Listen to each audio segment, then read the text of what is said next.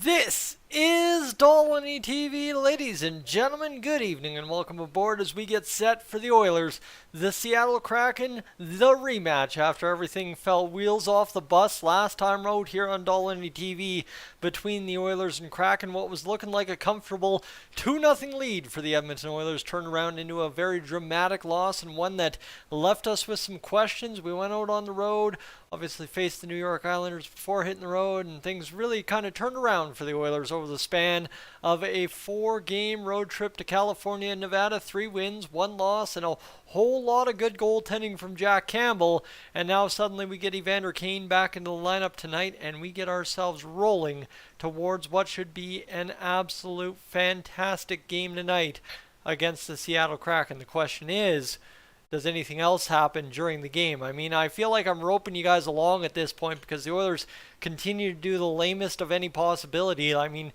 2-3 days ago, Kyler Yamamoto was injured day to day, and he was just a little nicked up and would be in the lineup in no time at all probably, and things were looking good for him, and we should be fine and dandy here with Kyler Yamamoto, and now he's on LTIR until like February 14th or 24th or something crazy like that. So that's kind of where we find ourselves today, is the fact of, again, right, is another player that's day to day somehow magically ends up on the LTIR, and the Oilers aren't forced to make a big old roster move. So here we get to go. Evander came back. That's the big news. That's what we care about, right? I don't care how it really happens, but I'm almost feeling bad here when I'm like, oh, hey, you know what? Everything's adding up. The Oilers have to make a trade. They have to send 3 guys down on waivers.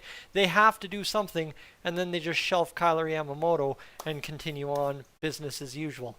Is what it is. All right, my friends, welcome into the live stream. If you're just joining us here, we've got the pregame already up and started the rant to start the pregames up and over, and this is where we turn on the chat and get things going over there. Owen, welcome in, and Punjabi Base Kings, welcome in as well. We've got a ton of you probably joining in here in a few moments' time. We're right now about 13, 14 viewers on the stream, so we'll just kind of kill time until more folks get in here and we can get things fired up. But it is the Oilers, it's the Seattle Kraken.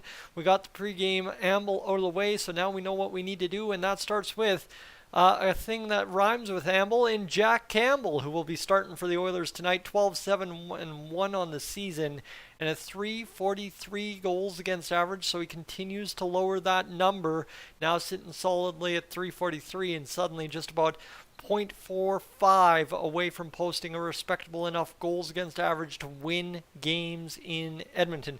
Opposed, though, by Martin Jones, who has a 21-win record with 5 losses and 3 OTLs and 4 shutouts on the season, 276 goals against average.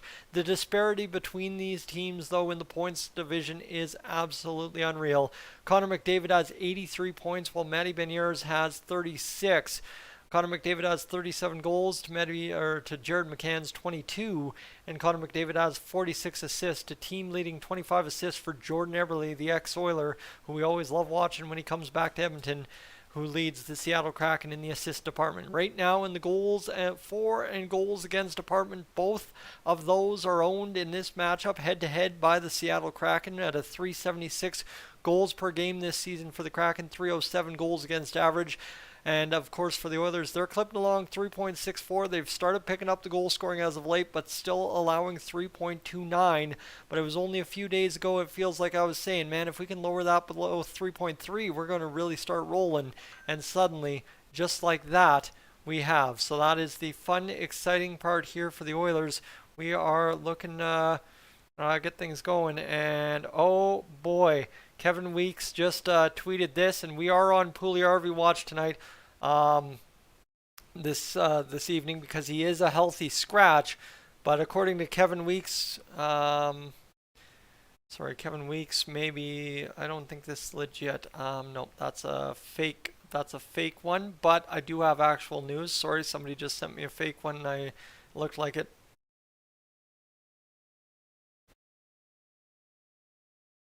So anyway, back to it. I got distracted. Phone went off. That's what typically happens here. Friends messing with me. It is what it is. Not Kevin Weeks tweeting it out earlier. It's actually Brad Marchand giving us some glimmer of hopes when it comes to Jesse Puljujärvi, one of the writers for Locked On. I think it's Locked On Bruins, one of those fan sites that has cropped up over here over the past 2-3 years, was writing today on Twitter about a potential top 9 for the Bruins featuring Jesse Puljujärvi, and whether you want to say Brad Marchand is trolling, which it appears Bruins fans believe he is, or if he's actually telling the truth. He kind of put up that shush emoji on the replies to that thread. I could pull it up, but I mean, you can go find it for all you want. Just go look at Brad Marchand's recent replies on Twitter, and it is in fact the real Brad Marchand. But as it is right now for the Oilers, is it looks like maybe potentially something happening with the Boston Bruins. I know there's been a lot of rumors for Vancouver Canucks fans that it may be the Bruins involved in taking Bo Horvat, who we talked about last night here on the channel, but it's one of those right now. I think one team looking to add pieces that might not fit elsewhere is the Boston Bruins. That's what good teams look to do, is add. Kind of my frustration with Ken Holland right now, but that's fine and dandy. That's another argument for another day. We already had that one last night, but as it is right now for the Oilers, obviously with scratching Jesse Puljujärvi, yes, he is a healthy scratch tonight against the Seattle Kraken. I believe the Twitter will just be a complete mess this evening, kind of speculating all about it, but because of that, we are on Jesse Puljujärvi watch here with the Edmonton Oilers as it currently is. So we'll see what ends up happening here and see if there's anything that we can get going here right now. So anything we're missing here? I don't think there is. Bingo bango, and I think we are good to rock and roll. So as we're currently sitting, friends, the pregame recap, I don't think there's really much else to recap other than the 2 games between these 2 teams. The last 2 games come in the 4-day span, 5-day span, whatever it was. 7-2 for the Oilers on December 30th. Man, all the Oilers do when I have a backyard fire with my friends is win. I'm 2-0 doing that. And oh, don't forget, I'm 4-0 this 2023 campaign so far, drinking BioSteel on game day since the turn of the calendar. And you know what I did today? If you had checked out the community tab, yes, indeed, I had my BioSteel during my lunch break from my course here at home. So we'll see if that indeed translates out to being what comes into a 5-0 record for the Oilers. 5-2 for the Seattle Kraken. That game I was mentioning, the car crash, second period there for the Oilers.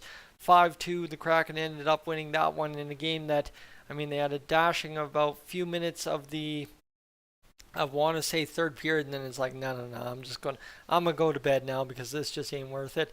And for the Oilers, too, we know of, obviously, Ryan Murray, Kyler Yamamoto. They're on the shelf IR, LTIR now, and it appears that the Seattle Kraken are without Jonas Donskor and Jaden Schwartz. That could be false, though, because obviously Sportsnet still is reporting that Mr. Evander Kane is still injured despite being active and ready for tonight's game. And that's another big story for tonight's hockey game as well. Evander Kane ripping ready to go against the Seattle Kraken. A big time game here for the Oilers because of what it'll end up meaning against a division opponent. To be able to get him back in the lineup is going to be huge. I think that's one of the biggest things we've been waiting for here this season, is when will Evander Kane return? I think a lot of us had that game against the Tampa Bay Lightning circled on the calendar for him to return, and now suddenly we know as such it will be this evening, as according to Tim Peel, who, well, the other day tweeted it out during the Vegas Golden Knights video, and I know a lot of people were like, oh, you would believe Tim Peel over GM Ken Holland? Yeah, I would believe Tim Peel because he has a track record of being right with Evander Kane. And again, he continues that track record into tonight's hockey game, a Tuesday night matchup against the Seattle Kraken. So, all right, here we go. We are just about set for the game to flip over to the live broadcast on Sportsnet. So we are just about there, my friends. Just going to take a matter of a few seconds to get it going, and then we should be towards hockey time here. But Good evening, welcome aboard. If you haven't had a chance to say hi in the chat yet, make sure you do. I'd be greatly appreciative to have you along this evening for what should be a very fun, very enjoyable night of hockey as the Edmonton Oilers face the Seattle Kraken for a big-time matchup. In case you don't know what this means in the standings, let me brief you on that as well. The Kraken with 26 wins on the season, the Oilers with 24, both teams neck and neck in the shootout overtime loss department. And here comes Evander Kane getting a full game tribute to start this up, as Sportsnet's given him the special treatment for this one against the Seattle Kraken as he returns after that wrist laceration against the Tampa Bay Lightning. Right now, the Seattle Kraken, 56 points on the season.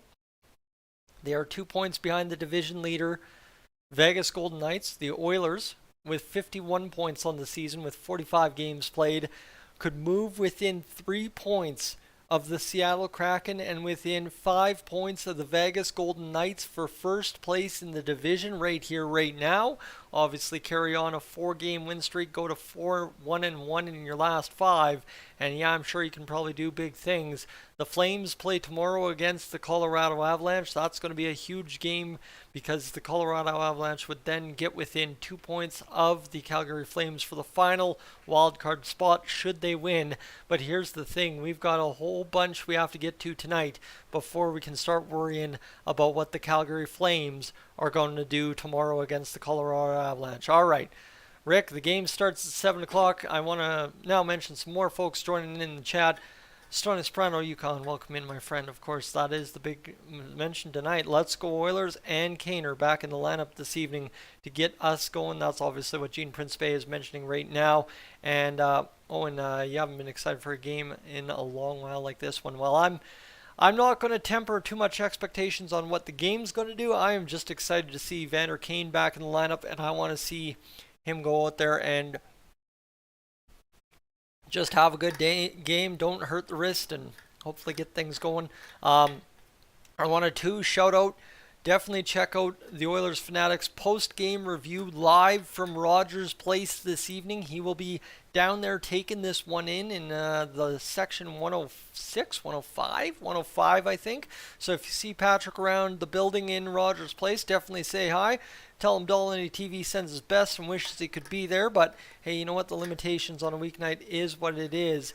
And Rick, it is 7:03 where I am here in Alberta. So if you need that translated out to Eastern Time, it's 9:02 or 9:03 Eastern Time, I guess you could say.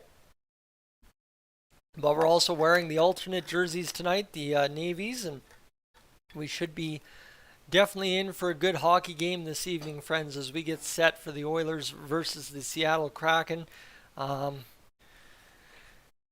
Freddie, welcome in.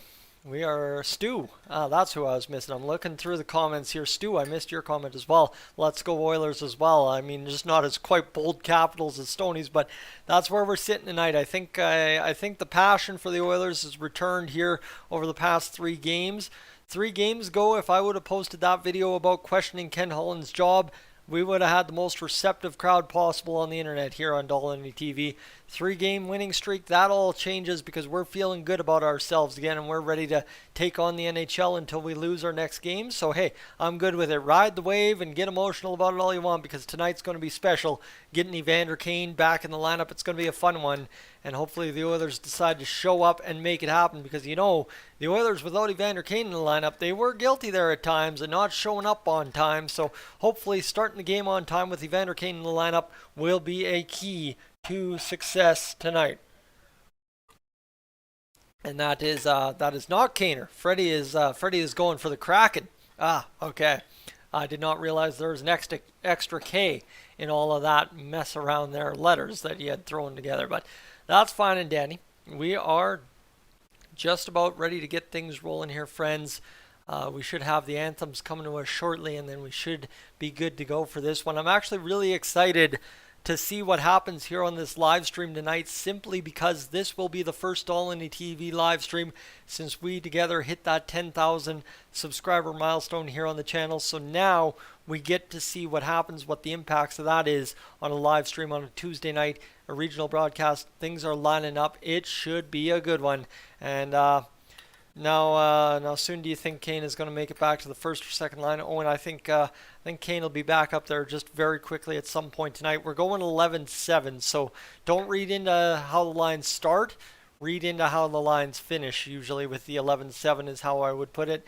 And for the Oilers, the big question now tonight is if they can just pull off the same fast starts they have started with the past few games, I guess past 3 games, the winning streak, right? You go up 2-0, I think, every single game of the winning streak so far. The Ducks game kind of shady. I was laying in bed. That's why my neck hurts. So I'm getting to be an old man at this point, twinging up the neck by laying in bed and watching TV too late in the evening, but we'll survive. And we are just about ready for hockey, friends. The American anthem currently on my television screen. We'll turn that down so you can't hear it, but I can hear it, and I can just do this quickly, and we can at least make sure we've got Jack and Louie in my headset some way, somehow. But we are just about set for hockey here, friends. Good evening. If you want to send me a chat before we get to hockey, send me a chat right now, because let me tell you, I'm going to get ripping on the play-by-play right away here, and we won't have much time to chat unless it's between whistles until the end of the first period. So if there's anything pressing you need an answer for, let me know.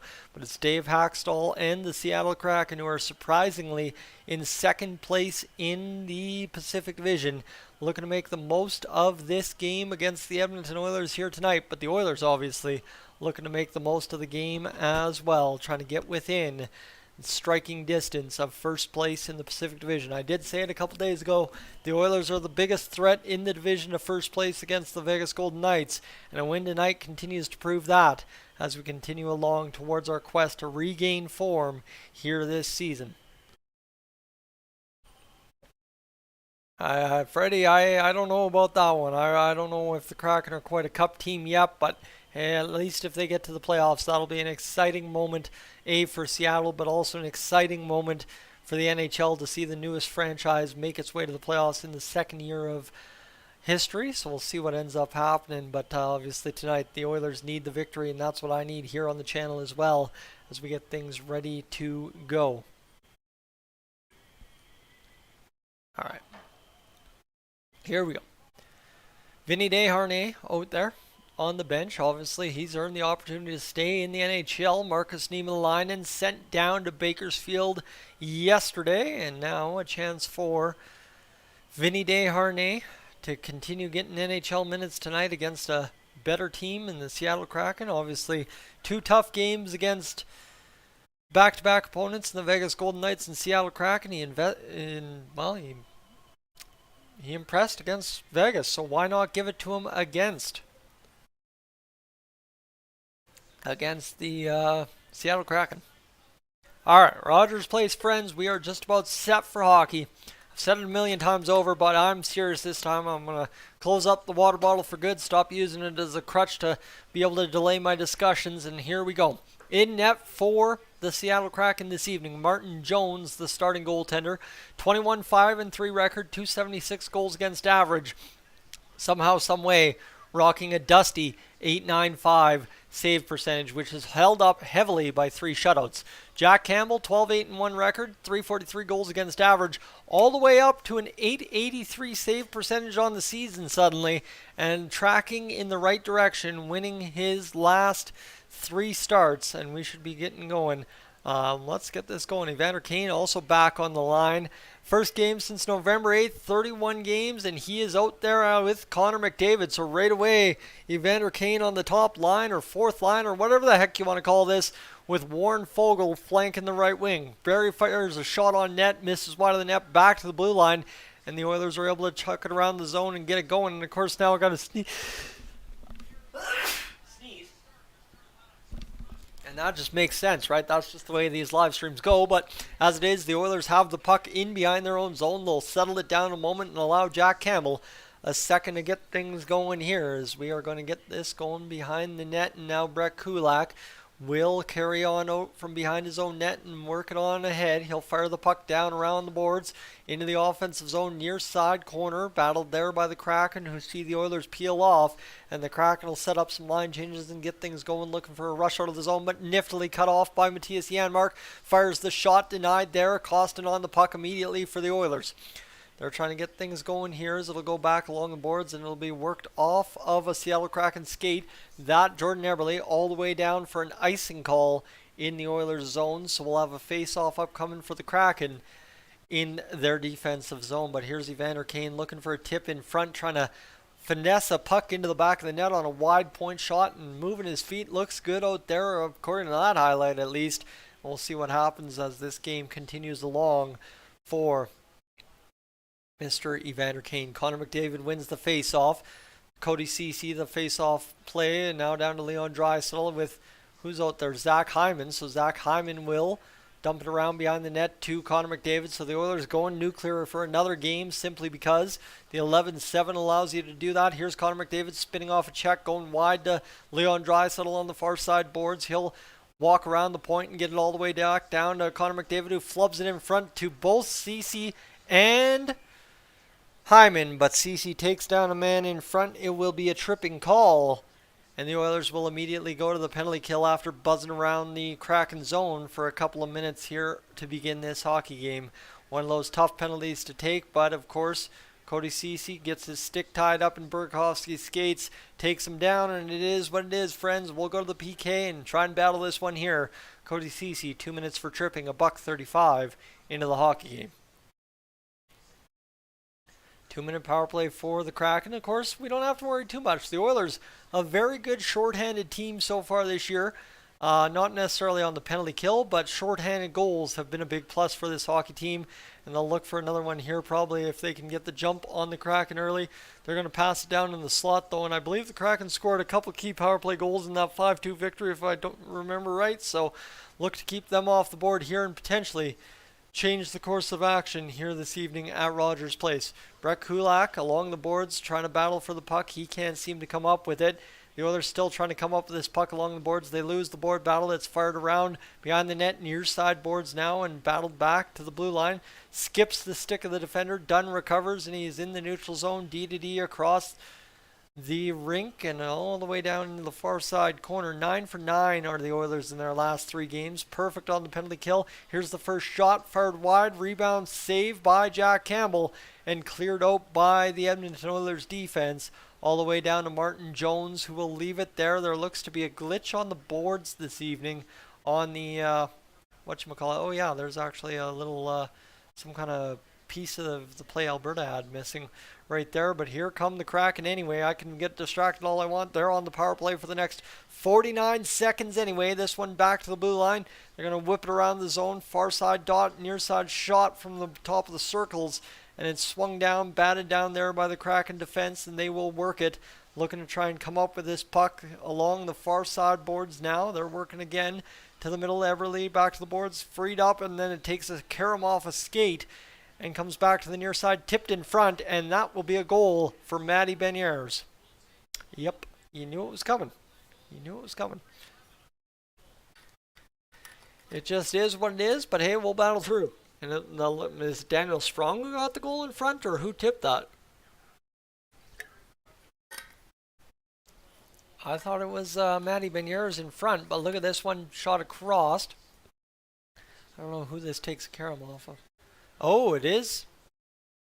Is it off the stick of Darnell Nurse, or is it off the stick of the... Yep, it's off of Darnell Nurse. Sticks in position. I mean, that's just a bad bounce. That's Darnell Nurse was defending that fine. He wasn't down on a knee. Nothing was wrong with that. Just a bad hop off the stick, and it goes past the goaltender. And I mean, you don't want to let that goal go on. You don't want to take penalties a minute 35 into the hockey game. So that's where the Oilers find themselves. And here come the Oilers across their own blue line. They'll fire it into the zone now and see what they can get going. As this one will go along the boards back out of the zone now. Philip Broberg. Kane fires it in. Derek Ryan out there with Connor McDavid as well, as the Oilers will regroup this puck. And here's Connor McDavid fighting for this puck. It'll be fired out and worked back the other way. And here come the Kraken again. They'll carry into the zone. 2 Kraken tie up, or that could have been an odd man situation down low against the Oilers. And instead, here comes Connor McDavid back the other way. He busts out wide. He'll fire the shot. Nope, to his backhand. He'll get taken down. No call. He'll go around the boards and play it there for an on-waiting Oilers defenseman. Shot goes wide of the net. Here's Connor McDavid waiting in front. He'll fire another shot. I think that one's blocked. And we are just looking to get things going as the Oilers continue to fire this puck down over to the zone accidentally. And we have 2-2 the shots here early in this one. 15:40 into the left in the first period, a 1-0 lead for the Seattle Kraken just a few minutes in, and Tyson Barrie with the puck in his own defensive zone. He'll go D to D and get on over into the neutral, where it's batted down by the Kraken. Barrie carries forward, and now the Oilers, a few men wide. Here's Zach Hyman, fires a shot off of Jones, saved right there. And now cleared again by the Kraken. They've got a couple men busting wide. 3-on-2, and a nice defensive stick there by Leon Draisaitl prevents the chance against, and now an opportunity for the Kraken to keep that puck in. They do, and they're working along the boards. There's Beniers out there again. Dylan Holloway, though, after Beniers was sealed off, is able to get it going and turn that puck over, but the Kraken again able to get back into the zone. They've suddenly, after the Oilers had that first minute 35 of domination, been playing a lot in the Oilers zone, and a nice save made by Jack Campbell and a block in front. And the Oilers clear the zone. A bad play in front of the blue line, though, is going to cost a shot. And a good save by Jack Campbell, as he was left with no other option to make the save after the defense just kind of stood there and allowed the shot. This one's going to be worked by the Kraken. So the Oilers, 2 chances to get into the zone. Haven't been able to set up much since taking that penalty, and it's been all Kraken since the power play pretty much. As they will risk a shot. Beniers fires it up high, and it stays in play. So this one's going to go around the boards, where it's in the offensive zone for the Kraken. They're working the Oilers in the defensive zone. Darnell Nurse has been out there for a while on this shift. Nugent Hopkins is looking to try and get this puck out. Now it comes to the near side corner. The Oilers still scrambling around to get it out, and here's Darnell Nurse. He'll fire it up off the boards into the neutral. It's back onto a Kraken stick, so the Oilers still not being able to play with this puck at all here. It's not going back and forth. It's pretty much getting out of the zone and going right back into the Oilers' end. And again, the Kraken at the blue line come up with possession, and they've just got men layered triple deep here as the Oilers try to bust through and get some offensive zone time. Ryan McLeod currently out there trying to change things. Not able to do it, though, and this one's going to be tipped around behind. And here is Derek Ryan, Derek Ryan will work this one off the boards again. Turned over to the Kraken into the near side corner. And you don't like seeing this, guys. The Oilers playing without the puck is not a good recipe for success. The Kraken more or less just stifling them. And that's a shot on Jack Campbell and a save made. Alright, it is where we are. Well, we're just waiting for that first Oilers goal. 13:03 to go in the first period. I guess realistically the problem is the problem with it is when you're not playing without the puck, the period seems to take forever, whereas the second you start touching the puck, that didn't even feel like a $1:35 in before we took that penalty. Anyway, El Simpatico, welcome in. Greetings from Canada this evening as you're watching out in Germany. And as we're just kind of getting things going, everybody's throwing together, kind of chatting amongst themselves in the chat, so we'll let that be for right now. We'll just take a moment to look at if there's anything I'm missing on the back end of YouTube here, friends. We're on a commercial break. I'll send you a commercial, and then we'll talk some housekeeping notes right now. Friends, if you're new to the channel, what I want you to do is over the next little bit here, consider hitting that subscribe button. I know I've been asking that a lot, and I feel like a lot of you in the chat tonight are already subscribed. You already know what's up and you know what's going on. But if you're new to the channel, over the course of the live stream, sometime before you tune out, consider hitting that subscribe button. Gets you access that much quicker to future live streams, all the good stuff. So make sure to do that. And of course, you can check out the videos that are some part of this as well. Just a quick shout out to the chat. Everett, welcome in. Brother Chicken, welcome in. Homielander, I don't think I caught your comment earlier. Welcome in. Captain Yes, welcome in. Adu, welcome in as well. I don't even know what you're asking, but sure. Bill, welcome in. Michael, welcome in. And Vincent, welcome on in as well. You've got the McDavid over 2.5 shots on goal. Okay, so that's what we're watching for. And Janice, welcome in. So we're looking for Connor McDavid to have 3 shots this game. That's what we're looking for? Okay. Let's go. And Flipperdo, welcome in as you just joined up here in the last second. So, let's get this going. Evander Kane back out on the ice. He's got that extra wrist protection. Our first look at it tonight was courtesy of Gene Principe getting us a little camera angle of it. Connor McDavid, the man we're watching for some folks betting in the chat tonight. It's become a thing.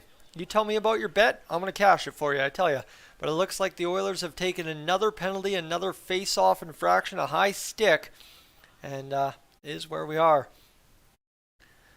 And Big Will is cheering for the... So Vinny Desharnais takes a high sticking call off the face-off. Swims around and butt ends him more or less in the face, I guess you could call it. Jeremy, welcome in as well. And here we go. The Oilers getting it going. Janmark cuts that puck off and is able to get it down to Darnell Nurse, who fires it down the ice. The Kraken power play 1-for-1 this evening. And this one's going to get going the other way. Into the Kraken zone where they just kind of drift it back and allow the Kraken to set things up through the zone. Burakovsky, and he's in on the attack.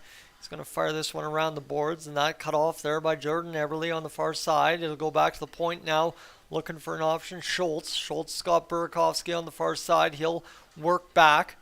And here is Darnell Nurse looking to chop that one out. He can't. Now the Kraken free up space. Beniers off for the one-timer to Sprong, who fires it wide.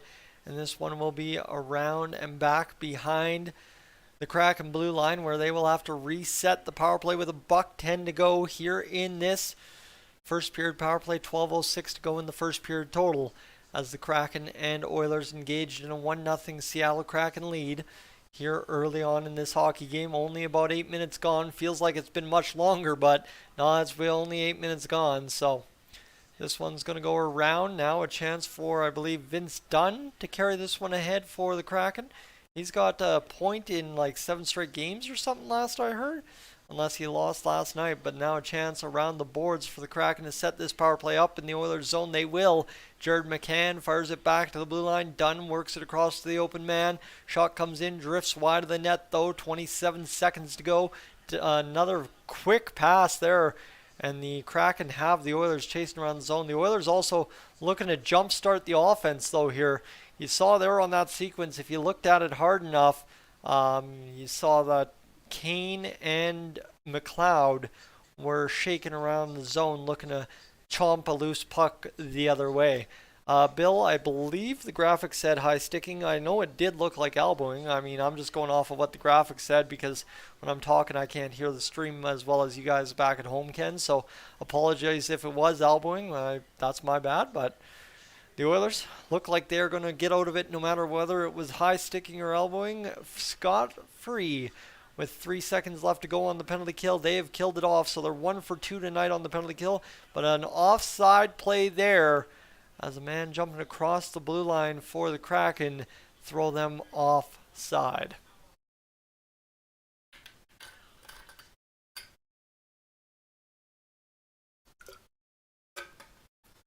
All right. Let's get this rolling, friends. We need a goal. We need a goal to get things rocking. Face off between Gord and Draisaitl. Gord, who seemed to be absolutely everywhere last game out against the Kraken. Not so seemingly visible this game so far, but again, there's only 1 goal on the board for Seattle, and it belongs to Daniel Sprong off the stick of Darnell Nurse. Shot fired there by Kraken, but instead it's going to race back. Out to play it is Martin Jones against Dylan Holloway, who tries to chop it off the stick but wasn't in position, and now the Kraken get a 2-on-1 the other way, but they are somehow onside. They're driving to the net. I almost, if I was the Oilers, would have let them score and take the odds on the review. Now talking about offside, the Oilers almost offside on the chance for Zach Hyman, but it'll be again a nice defensive recovery by the Seattle Kraken, and this one will be fired back in, and it looks like there will be a penalty upcoming to the Seattle Kraken here. So there you go. Finally, the refs looking to even things up a little bit out there, and the Oilers will turn it over. Nice chop pass to the Seattle Kraken before Jack Campbell could get out of the net and get things set up.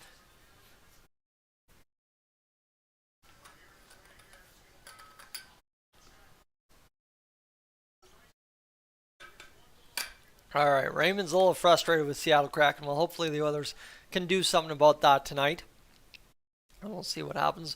And Flipper we're hoping Connor McDavid's going to get a goal. I don't know. I didn't even get enough of a pregame to mention who I thought would score the first goal, but I'm going to bet tonight down a goal on the power play. If you get it on the power play, it's going to be Leon Draisaitl from the one-timer position. That just kind of makes sense. Or, I guess that would be the one that makes sense. But, the one you want to get romantic about, I guess, as an Oilers fan, is in the next 2 minutes or less, Evander Kane's going to score on the power play, right? That tends to make sense. So we'll see what ends up happening here. I imagine there's only 3 true outcomes for the Oilers on this power play, whether it be somebody like Connor McDavid, Leon Draisaitl scoring. You can lump those two together because they're the expected scores. Whether it be the comeback story, Evander Kane scoring, or this Oilers power play is just a waste of our time, and we had to suffer through a commercial break to watch the Oilers do nothing with the power play. I don't know. You tell me. We'll find out.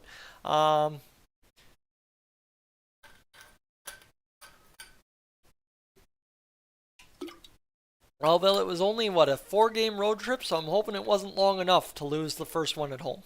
That's what I'm going to say. Hopefully 4 games isn't long enough to hold that one to account. And Julie, good evening as well. Welcome into the live stream again, as we have just crossed 420 views on the stream. I know for those of you back home that appreciate it, not that I even dabble myself, but for those of you that appreciate me mentioning that, because I know there's at least... And when I've got 40 people live, there's got to be somebody that appreciates me mentioning that for them. Just thought I'd mention that out there for you. All right, so we have a penalty to the Seattle Kraken, which means right now we'll see what happens for the Edmonton Oilers. Leon Draisaitl to take the face-off. The Oilers operating at 31.3% on the power play. This one chopped out of the zone immediately by the Kraken all the way down to Jack Campbell. The Oilers power play, despite the Oilers winning their last 3, only 3 for 14 in the last 4 games. So another one of those situations right now. But here comes Draisaitl into the zone. He'll get it back to the blue line. Tyson Barrie gets things started with this power play unit getting set up. Draisaitl back to Barrie. Barrie looking, walks off the option to Leon Draisaitl. Draisaitl back across to Connor McDavid Barrie. And now a chance back to Barrie here, and it missed Nugent Hopkins, it missed Barrie, and it is all the way down to Jack Campbell. And this power play already doing exactly what I thought worst case option 3 was, and doing a whole bunch of nothing, not even a shot as of yet. As here comes Ryan Nugent Hopkins firing this puck into the offensive zone. Zach Hyman is still out there, so no Evander Kane as of yet. This one a chance for McDavid, he'll fire it in front. It goes up high over top of the net. Taken down was Leon Draisaitl. Cleared out of the zone all the way to Jack Campbell once again. And he will play it off to the defenseman Tyson Barrie in behind his own net. As Barrie sets up the lead to Connor McDavid, who will come out of the Oilers zone up the middle of the ice and into the attacking end. And this one again chopped off there. Good recovery by Draisaitl, who goes down to McDavid. But the pass again misses. And here's McDavid coming along the boards against a couple of Kraken, and they will clear it again. And just like that, I think, again, right, as an Oilers fan, what I was mentioning in the video earlier today, if you expect disappointment, you'll never be disappointed. And that's kind of exactly what I was going with option 3 there, is that was a true outcome, and it so far, with 10 seconds remaining on the power play, seems to be, as there is Warren Foegele. He's working off the boards. It'll go back to Evan Bouchard. Bouchard across to Darnell Nurse. The shot fired, tipped in front. Can't get it going. Evander Kane tips it. No, he's going to battle, and he's holding off the man. No problemo. He's going to go down to Warren Foegele. Fogel's battled off a puck there, and now Ryan McLeod trying to battle this one as Foegele will get on the attack. He'll go to the backhand, denied twice there by Martin Jones. And Evan Bouchard lofts one in, and a tip play in the slot misses Kane's back corner's goal and goes wide of the net instead. 7:30 to go, and see, this is what happens when the Oilers start playing in the offensive zone. Time starts flooding away. We've got 7 minutes and 20 seconds to go here in the first period of play. Jack Campbell around behind his own net, tries to get things going. It'll be battled there to Klim Kostin, and now a chance for the Oilers to get out of their own zone, but the Kraken staying within it and really working this puck loose in the Oilers zone. They regather though to the Oilers, and they will get it in the neutral. and fire it. Oh, no, that's going to be offside. Janmark, Costin, and Derek Ryan. All right. Whew.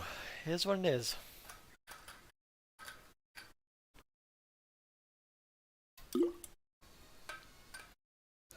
And look at that chance for Foegele. He gets into the backhand off of it. And then a second opportunity, just couldn't lift the puck, denied by Martin Jones. 10 goals in 4 straight seasons, only 4 this season. Still plenty of time to score 6. Get on a heater for a few games and away you go, but it is what it is. Clem, welcome in, my friend. As we have crossed 50 viewers on the stream yet again here. Just came on. Are we smacking the Kraken, Terry? No. No, we are not. We are down 1-0 to the Seattle Kraken. So far, over half of the first period done. The Oilers, well, they slept walk after taking the penalty and giving up the opening goal. Cody Ceci fires the shot, backdoor it goes, bounces past everybody, and here comes Yanni Gourde.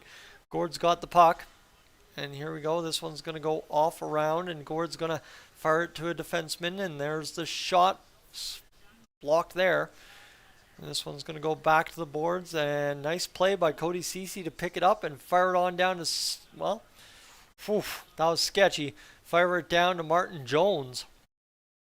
Wow, I thought that was going in the net, and I saw a goal in the chat. But anyway, we won't get too concerned with that. Here's Vinny Desharnais defending against Burakovsky. Burakovsky reeling around the Oilers zone. It's going to fire down back behind the Oilers net, and this one's going to go free to Leon Draisaitl. Now Connor McDavid loading up, and he's got a man free. A man blows a tire. McDavid in, scores. It is that simple, baby. It is that simple when you allow Connor McDavid time and space. Wow. Connor McDavid comes through and absolutely just blitzes. A man blows a tire because he was so scared. Oh, by the way, Connor McDavid's getting that tough going back on the back of his neck again mid-season, but he just gets into turbo gear. Man blows a tire at the blue line, pushing off the defense or the attacker at the blue line. What was that? Zach Hyman. And Connor McDavid just comes through. Perfect pick play by Zach Hyman. I'm actually surprised they didn't call a penalty there. And there you go. The Oilers tied 1-1 right out of the gate just like that. And boom, Connor McDavid gets it going. And yeah, I think Hyman, to agree with you, Clem, might have tripped Schultz, just saying. But as it is right now for him, 5:45 to go here in this first period. The Oilers have tied things up with the Kraken. Lead in shots now 9-6. Puck goes into the bench and will go back into the Kraken zone. And Torres, yes, to agree with you and Coolid and everybody else in the chat talking about Connor McDavid's big goal right there. You just can't give Connor McDavid that much room. He is just way too good. As we are rocking into a commercial break, so I sent you guys an ad. Let me know if you got it, didn't get it, whatever the case might be. And if you're new to the channel, friends, I want you to consider this. Hitting the subscribe button here on Dolynny TV. I'd be really grateful if you'd be so kind to consider doing that. But hey, no pressure.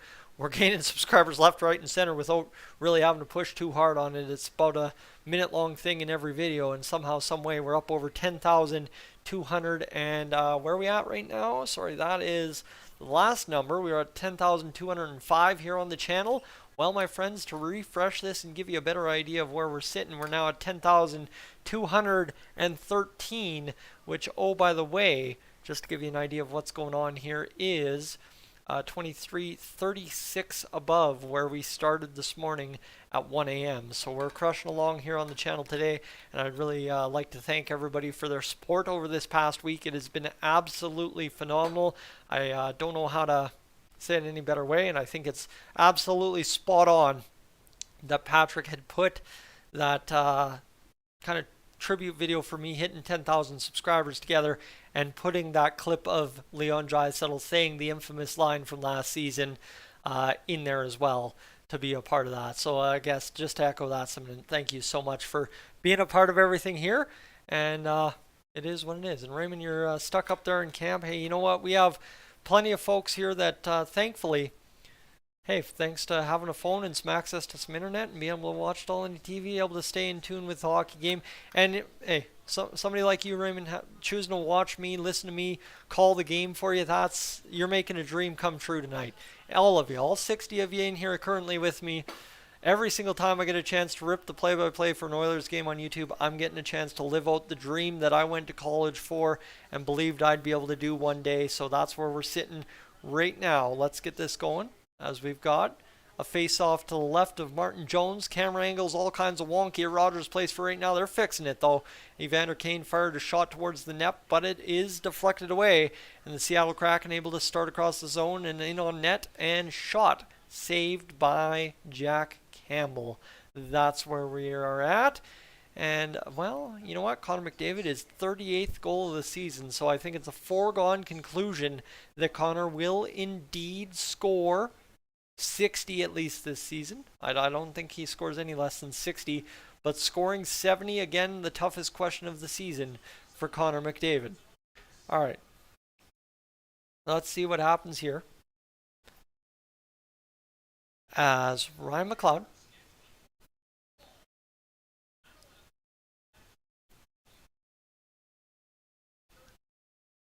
scheduling quirk for the Oilers, where each team's going to have played 3 games in 4 nights by the time they face the Oilers this week. 9 wins after opponent scores first this season. Well, the Oilers have, 24 wins this season, so that's not bad when over a third of your wins are after the opponent scores first. Obviously, at the start of the season, we needed those wins, so that happened. The Oilers leading 10-7 in the shot department. They're offside on the last play. 5:15 to go here in the first period, and the Oilers have gotten themselves going, as Jack and Louie were just talking about. I'd like to see the Oilers obviously pick it up here, finish this period. If they could finish things up 3-1, that would be greatly appreciated here, just to put our minds at ease. Maybe just finish 2-1 up so as we can't car crash in the second period against the Kraken. That's all I'm going to say. Let's not do that. Here's Leon Draisaitl. He's going to lose the face-off draw against the Kraken. Now a chance for the Kraken to exit the zone. They do. It's going to be fired on down to Jack Campbell, who will backhand over to Evan Bouchard. I see a very alarming chat in my chat, so I'm wondering what's Homelander's getting excited about. This one's back the other way as Zach Hyman comes in on Vince Dunn. He's going to battle there. 4:55 to go in the first period. This one around behind the boards. Leon Draisaitl getting going, and this one just battling along the boards. Now Draisaitl going, and Draisaitl across as McDavid feeds Draisaitl, and that's what you're losing your mind about. He misses the net wide, goes behind, and the Seattle Kraken just like that pick up the puck and get it going as Yanni Gourde battles it around, and that will be played back out by the Kraken. That was a grade A chance. The passing play evolved from McDavid to Draisaitl in front of the net and missed wide of the net on the patent one-timer backdoor by Leon Draisaitl, who was pretty much right on the net and just missed her right wide. 4:15 to go here in the first period as this puck's played ahead. Across the line on time is Dylan Holloway, so he's first to the dump in. Shot fired towards the net again, battled there by the Oilers. Derek Ryan couldn't get it on net. And interesting of note, of the 3 guys now available on the trade block for the Oilers, only Jesse Puljujärvi sitting out tonight against the Seattle Kraken, with Derek Ryan and Warren Foegele both in the lineup. So again, we're still trying to pay attention. Both trying to pay attention to the Twitter feed to see if indeed Jesse Puljujärvi ends up traded tonight. Dylan Holloway to Derek Ryan. Now across to Evander Kane. Down low and behind the net. And a chance for the Kraken to get things going out of their zone if they can. But this one's getting going here as it's going to go back to the blue line. Shot fired by Kulak. Battled in front. And Evander Kane out there battling this puck. He gets an opportunity on net. That close to getting it done, but couldn't get the puck in the net, and it's nice and called back the other way. That was a great shift from Evander Kane. Physically engaged along the boards, battling a puck in front, trying to score. And there's the big thing from Leon Draisaitl to separate man from puck, and then he just clubbed it wide. He was right in the shooting position, but compared to normal, he was way too square. Puck's up on edge, and he just fires it straight wide. 3:08 to go here in this first period. 11-7 the shots for the Oilers so far, as it's a 1-1 hockey game between these two teams. We're waiting for the first opportunity to get things going. As 2:56 to go here in the first period, the Seattle Kraken are going to flip it up off the glass and dump into the zone. Jordan Eberle first to the puck. He turns it back, but the Oilers able to fire it off the boards and get it out. And here comes Klim Kostin, the folk hero, who's going to wheel into the zone, play to the middle. Well, can't get it across to Nugent Hopkins. A chance for Tyson Barrie, who will play it on down in Homelander. I'd love to have the television connection you have. You are on this. But anyway, the Kraken will get things going out of the zone. They're going to battle back into their own zone. Nice little forechecking piece by Nugent Hopkins. Now a chance into the zone for the Kraken. We'll see Evan Bouchard touch it up, and now, well, Darnell Nurse will dump it off, and here comes Leon Draisaitl across his own blue line. Now onto the tape of Connor McDavid, and here's an opportunity in front, but it looks like we've got a whistle upcoming. And a penalty call will be a slashing call against somebody on the Kraken. As Connor McDavid slices through the middle. And okay, I think that's the slashing call right there. Yes, and that's the thing, unfortunately, there. To answer your question a few moments ago, Alan, I can't show the game due to copyright restrictions. I'd get my channel lost, and we've got a whole great thing happening here on Dolynny TV. I'd rather not lose my channel over trying to live stream a game when I know I can keep you up to date just as good as they can. So 2:02 to go here in the first period, a 2-minute power play for the Oilers. There's only two true outcomes this time. Either Connor McDavid scores the second of the night, or guess what? You don't cash in the power play again, is what it is. Anyway, this one's going to go all the way down to Jack Campbell again, cleared out by the Kraken off the face-off win. $1:59 left in the period. 3-second difference on the power play and period.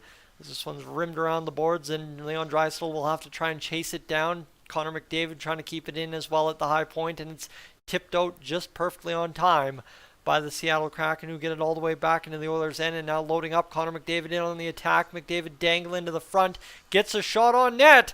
So there you go. I think, my friend, we've got the Connor McDavid shot prop cashed. He's got 3 shots here. And that is where we are at. And Flipperdo. Hold on. Am I seeing this right? All right, friends. This is something that has kind of gone the way of the dinosaur on Dolynny TV, and I was thinking better for it at this pace because we were able to achieve things nicely all together. But Flipperdo, thank you so much for the donation. $13.99 towards the channel tonight. And trust me, I know that one will be... I've got my eyes, friends, on a potential mic upgrade. I'm going to try and get this thing out of here, and that's kind of the next plan over here, is to get it going. And hold on. Hold on, what's going on? I'm losing the game. Flipperdo, I don't mean to not celebrate the dono, because I do. But, anyway, I don't know. The Oilers were buzzing in the zone, and I missed it all right there. About 41 seconds to go in the power play.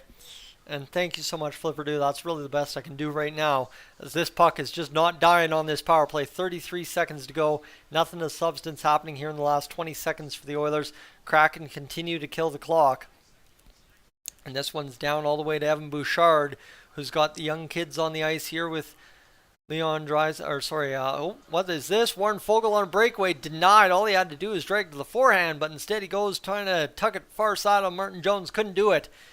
And that is another good look for Warren Foegele tonight, who had a fantastic look earlier, 2 shots over. And now a perfect pass by Evan Bouchard up the gut, and wow, man, what a play by Warren Foegele. You know what? That was a good look. That was actually a really good look for Warren Foegele. Martin Jones just didn't know what to do and somehow got in the way, honestly, if I'm saying anything honestly right there. 13 seconds to go in the power play. They're going to send Kane on the ice. Can't get it going, and here are the Kraken to clear the puck with 13 seconds to go. The power play will go 0 for 2 tonight, and the Oilers will finish the period tied 1 apiece with the Seattle Kraken as time runs out. 1 second to go. The shot ripped, fired up over top of the net, and the shot's finished 13-7. Flipperdo, one last time, because it's going to be up there for a while, and I'm going to have to mention it one more time. Thank you so much for the kind words, and of course, congratulating me on 10K. I really appreciate that. Again, Flipperdo is one of the longest serving subscribers here in this Oilers round with Dolynny TV. There's many more that predate Flipper do, obviously, but coming aboard way back when, I believe in the 18-19 season, so it's crazy to think that I've been carrying some friends around that long here on the channel, but that's where we are, and always Flipper do so generous with the donations. But as we're sitting here, friends, a 1-1 game between the Kraken and Oilers, and you know what, for that matter, I will cut the ads the rest of the game. We've kind of gone the past probably about 6, 8, 10 live streams without a donation. I've been throwing ads every commercial break, so we're just going to cut that.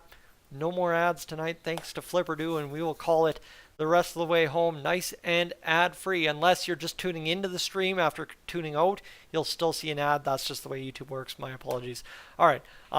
Raymond, yes, Skinner is on the bench. Sorry, I should have clued into what that was. Folks, we're going to take the next 5-10 minutes to debrief the chat, see what I missed, and engage with everybody in there. We're seeing what is going on. You guys are just talking about, obviously, Warren Fogel's good chance there. And Get Duxton, as well as our host, only gets about 50% of the donation. Since starting to get a following, maybe a different funding source. Something I'm going to have to look at, absolutely. But I think realistically, I don't expect donations. I don't even advocate to try and get donations at the end of the day when it comes to it, Terry. So it's one of those things, if people are willing to throw anything my way, it's great. I appreciate it very much, and I'll take whatever I can get, kind of deal. And on that note, thank you to you as well, Coolid, for throwing down the $1 right there. And hey, again, anything I can get, I'm happy for. I mean, here's the thing, right? These old dusty headsets, I've had the blue set, I've had the red set. At some point, I got to get rid of this thing. And I went to London Drugs in Airdrie. What was that on the weekend when I went to, you can see the beard's actually a little bit tamed down finally. I went and got a beard comb and a beard brush, beard oil, beard wash. Got it done properly now that I'm actually going to grow this thing out for the next 2 months. So we're going to see what happens and take care of it. But yeah, I was eyeing up the old snowball mics, the nice ones, the real good ones, the one Patrick has on his videos. That's what I'm eyeing up over there at London Drugs right now, and I'd like to see if I could go and cash that right now. But as it is, friend, it's good to score 5-on-5. Can't always rely on power play goals. Stu, I guess that would be the big takeaway from tonight, is the fact that that we do indeed get to enjoy a 5-on-5 goal after the power play struggled a bit there. And Terry, exactly, gives you more. Oh no, what can of worms did I open up here tonight? I love it. Terry, thank you so much. I love the kind words of breaking down how it does work for the YouTubers here, but Terry is just throwing down $10 in the chat as well. Guys, you're going to blow my mind tonight, I think, and hopefully the Oilers only deliver what is going to be a good result, thankfully, and I'm not going to have to feel guilted into this at all, and I don't want to feel guilted in because you guys are throwing good money my way, and I should be going the full time, and that is probably a good time to mention for those of you tuning into the chat. We are going the full way tonight, in case you didn't know. That's the idea. Is it's a 7 o'clock game, which means absolutely we can go the full way. And oh, by the way, guess what? Everybody's sitting here throwing around the money, and I might as well. We're going ad-free the rest of the way home. First period intermission all the way to the end of the third period, ad-free. If I throw an ad, somebody yell at me. And we're going to go crush this. Thanks to Terry, Coolid, and Flipper do so far for throwing down. And we will try and live up to the hype here tonight in the chat. And obviously, too, you guys have been chatting very well amongst yourselves, not against yourselves. Nobody's arguing with each other, thankfully, yet tonight. We'll see if Warren Fogel misses another chance. We'll find out. Not good. Varexel, welcome in. And who else did I see? Chris, I missed you there because I believe I tried to get to your first chat and I couldn't understand what was happening in live action time because I thought Kane had scored. But you're just very happy that Mr. Evander Kane is back in the lineup. And that is where we will start with this intermission update here, as we'll hit back on the old Sportsnet app here on the desktop and see what we can get going, as we'll go over to a 1-1 score between the Kraken and the Oilers. It was Daniel Sprong from Justin Schultz and Andrei Burakovsky on the power play for the Seattle Kraken, leading 1-0 on Sprong's 15th of the year, followed up about Well, 11 minutes later, this dog is loving it, trying to get the pets. 38th goal of the season for Connor McDavid. Leon Draisaitl's 43rd assist of the season. Absolutely bananas what these guys are putting up right now for us. 13 shots on goal for the Oilers, 7 shots on goal for the Kraken, 14-13 the hits. And I mean, you saw it in that first period. I don't have to dress it up any more than it was. Even Leon Draisaitl and Connor McDavid were hitting men and separating bodies from pucks. The shots, well, that's 13-7. We've already mentioned that. The face-offs, though, 11-7 for the Kraken, so they've won 11 out of 18 draws tonight. The power plays, both gotten 2 chances. Kraken have cashed the only 1 on 4 attempts total. Giveaways, 5-2 for the Kraken. Takeaways, 5-1 for the Kraken. Block shots, 7-5 for the Kraken, whose dark blue outweighs the Oilers in a lot of categories so far tonight.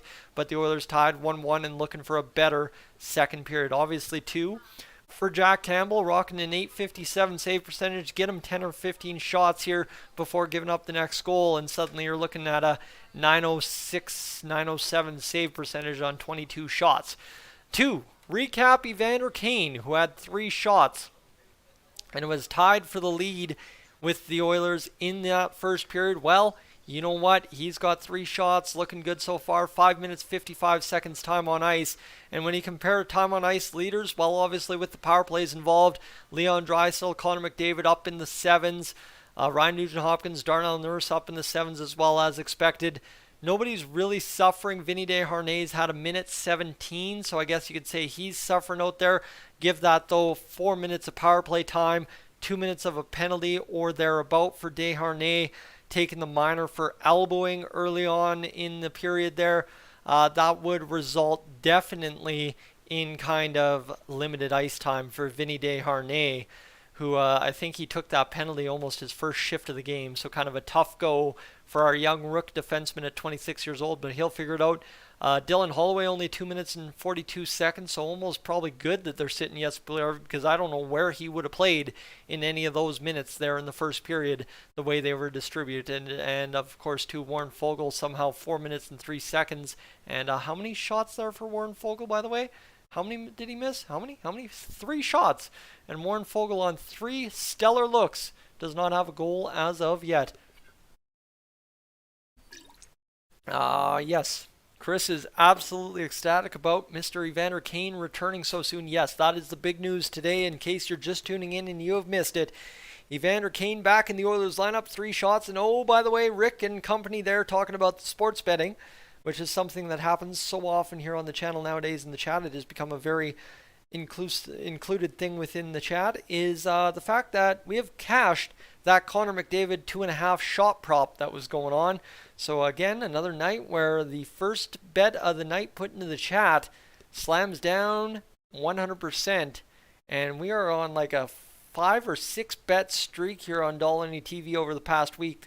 Anytime somebody whispers something in the chat, it gets cashed. So if by chance, not condoning gambling, not supporting gambling, but if you do have something and you want to, hey, rub that little bit of Dolynny TV good luck on it, let me know in the chat and I'll try and help you out a little bit here. For some reason it's working, and hey, I don't mind going with what's working, right? That's kind of what I've been doing here on the channel the past few weeks myself, as we've chugged along to 10,000 subscribers and now solidly well over 10,000 subscribers and just about to hit 1,000 views this hour. Oh, by the way.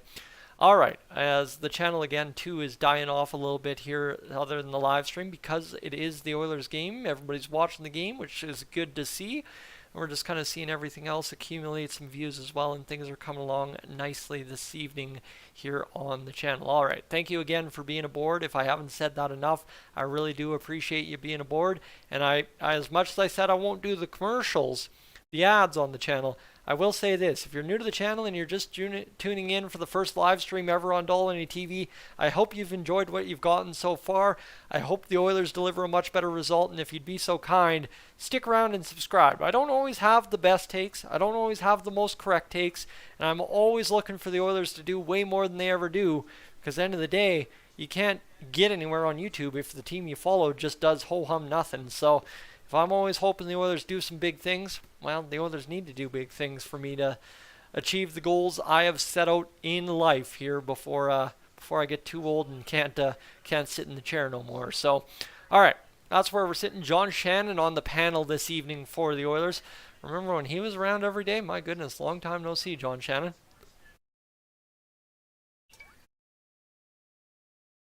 So.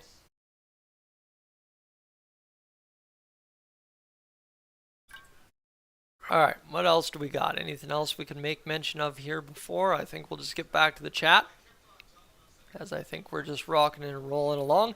If you haven't left a like on the stream yet, folks, that's maybe where we could catch up a couple more friends and see who else is coming around from the wide world of the internet. If you'd be so kind to leave a like on the stream too, you see that like animation there. And if you haven't yet gotten notifications for Dolynny TV, and that's something you do for other channels and you want to do it for me, hey, don't forget to hit that button before you head on out. I guess that's the worst part. It's way too easy to hit an ad and send you an ad on YouTube, but it's very hard to advertise yourself on a live stream properly, and that's kind of what I'm finding right now, is trying to actually appeal to more than I'm used to. Is kind of funny. But the Oilers 50-50, talk about something worth gambling on. Not to condone gambling again, geez, rough night, but friends, the 50-50, if you haven't bought and you're of age and you'd like to support the I think it's the animals this time around. If you'd like to support the animals, I'd love to definitely be the guy to tell you it's just about $1 million, and it could be worth your time. That is for sure.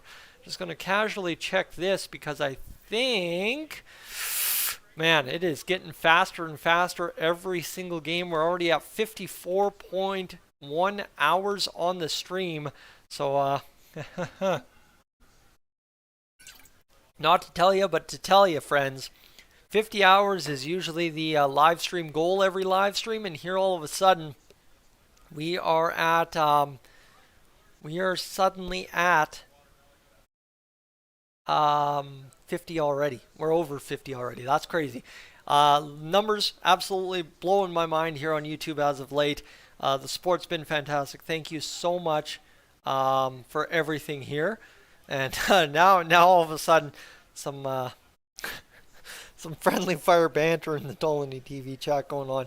It's a 1-1 game between the Oilers and stuff as we get going right now. Best team shooting percentage 5-on-5 last 6 seasons. The Seattle Kraken 11.14 so far this year. They're shooting hot 5-on-5. And Terry, you're going on about your favorite local NHL team and CFL team having your life revolve around. Well, here's the thing. I get very frustrated when my life revolves around the Oilers.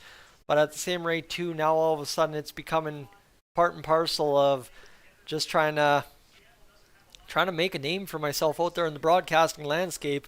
The Oilers rolling around, that's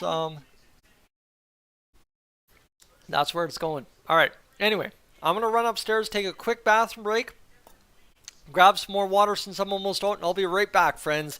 Give me a minute.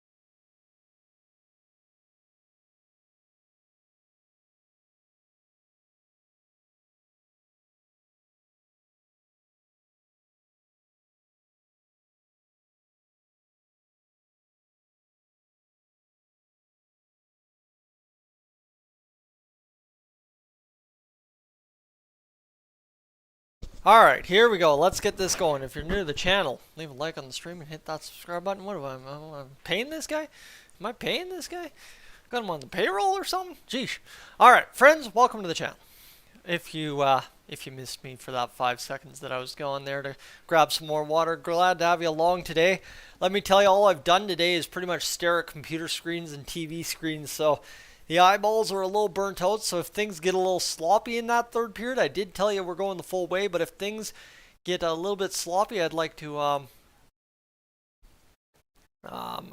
definitely show you some terrible play-by-play, I guess. My apologies, though. We're going to see what's going to happen here. Pay me in hockey tickets. Yeah, there we go. See, there's always some kind of negotiation in business. You can never win. Yeah, I guess I should probably do this here and throw up the video from earlier today about the 3 players the Oilers placed on the trade block, in case you missed that there. Trade block update.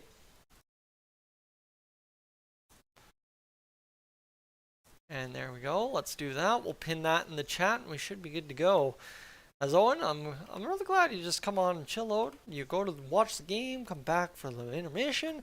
I love how we're just kind of building this regular routine we've got going here on Dolynny TV. I'm really appreciative of it because it's kind of nifty to see how the hockey world works around YouTube, and obviously too, it's something that we're just starting to build these live streams up to be something special every time over. So really appreciate you guys kind of coming in and sharing whatever bits of your life you feel like sharing, and we can kind of build a collaborative story here on the channel.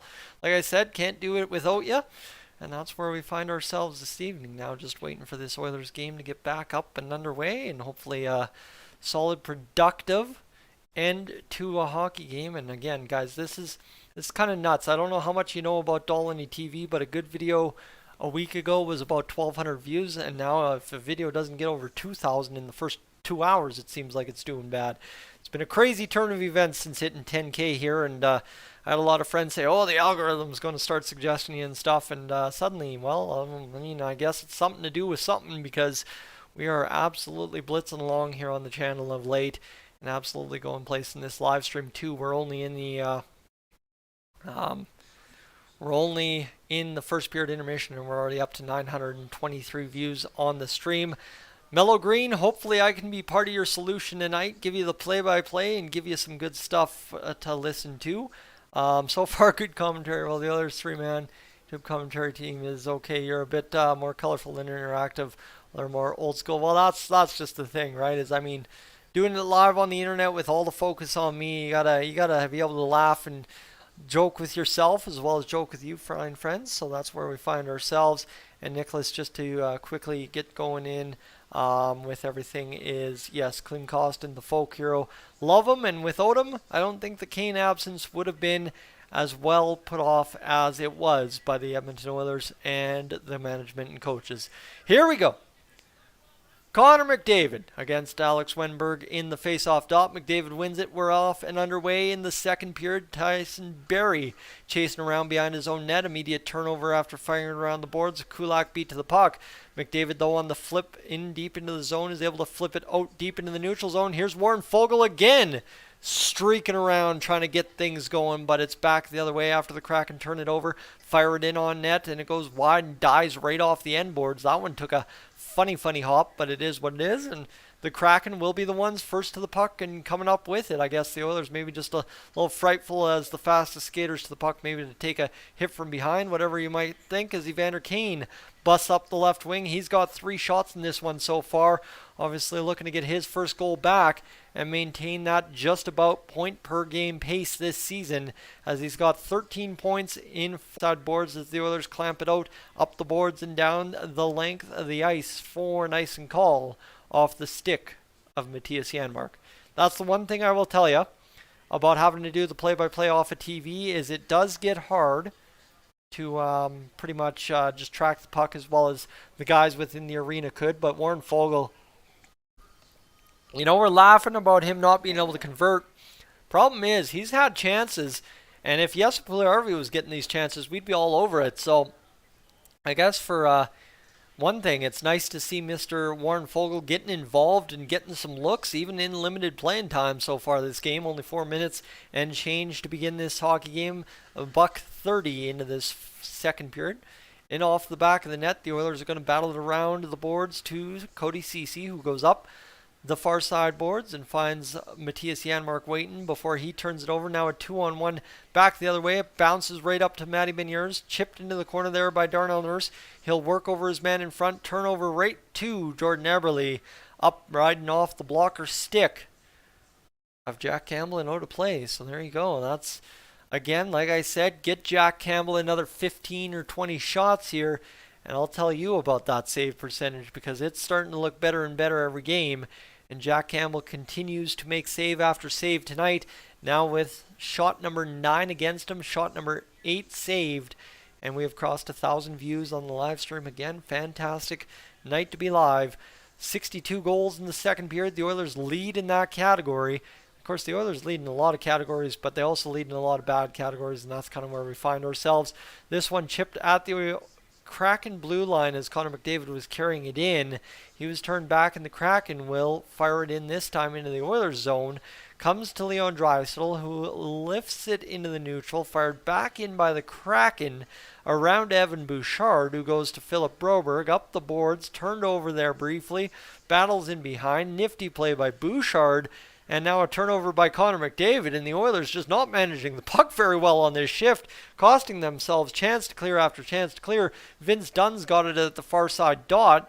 The Kraken, though, not doing much of substance with the puck either, giving it right back to the Oilers after they take it.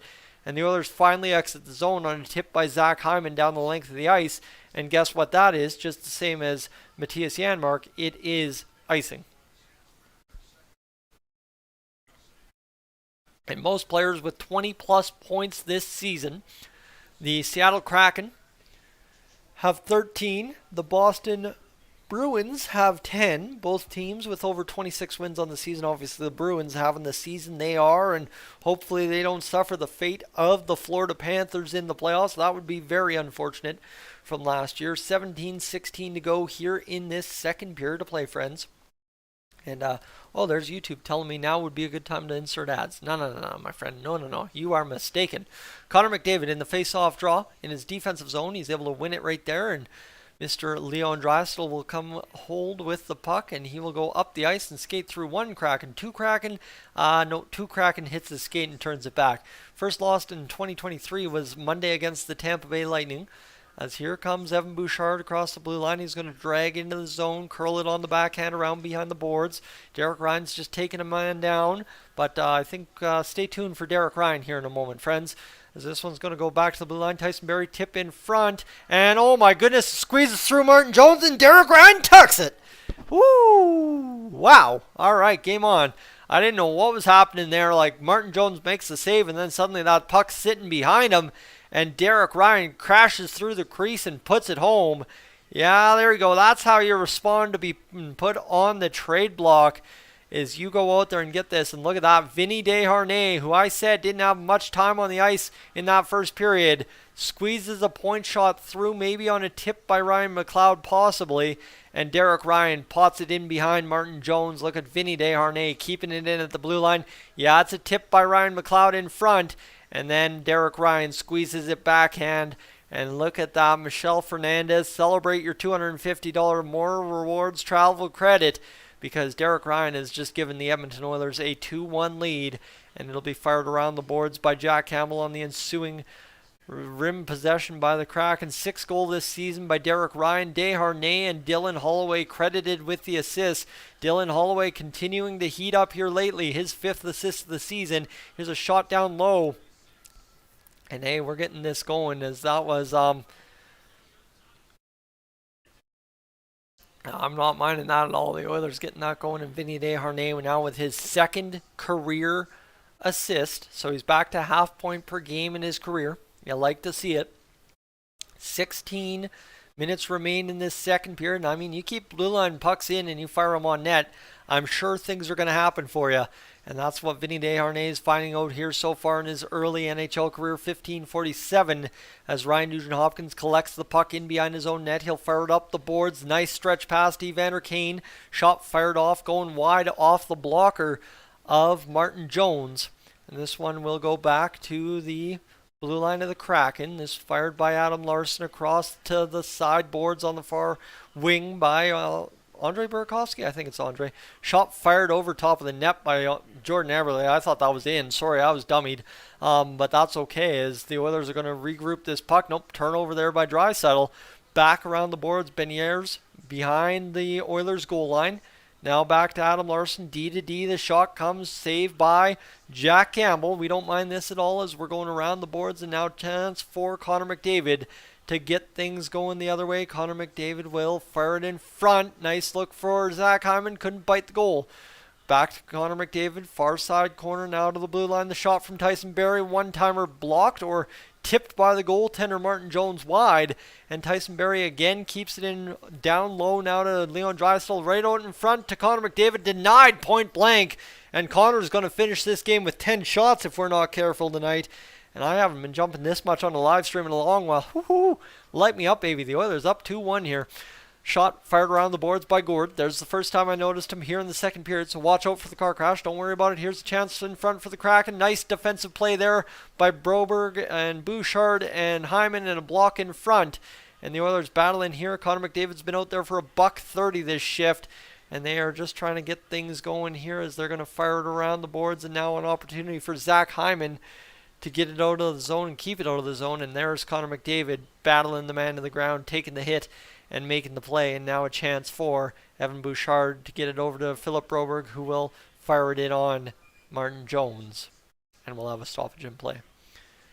Northern, welcome in. And yeah, friends, I think I'm thinking we're having a good night. Not to sit here and state the obvious. I'm having fun. I mean, this is the best part about when the Oilers are winning and they're playing. They're having a good time.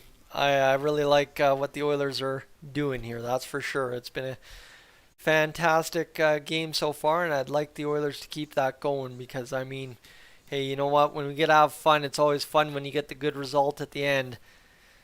And we'd like to finish this one off, that's for sure. Sorry, just going to respond to a couple of texts, and I'm getting the comments now on the videos that Fogle can't score a goal either.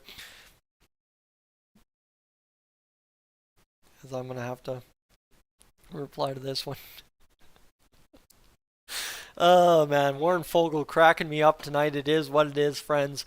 Figure it out, but I just want to take some quick looks around, make sure everything's still good.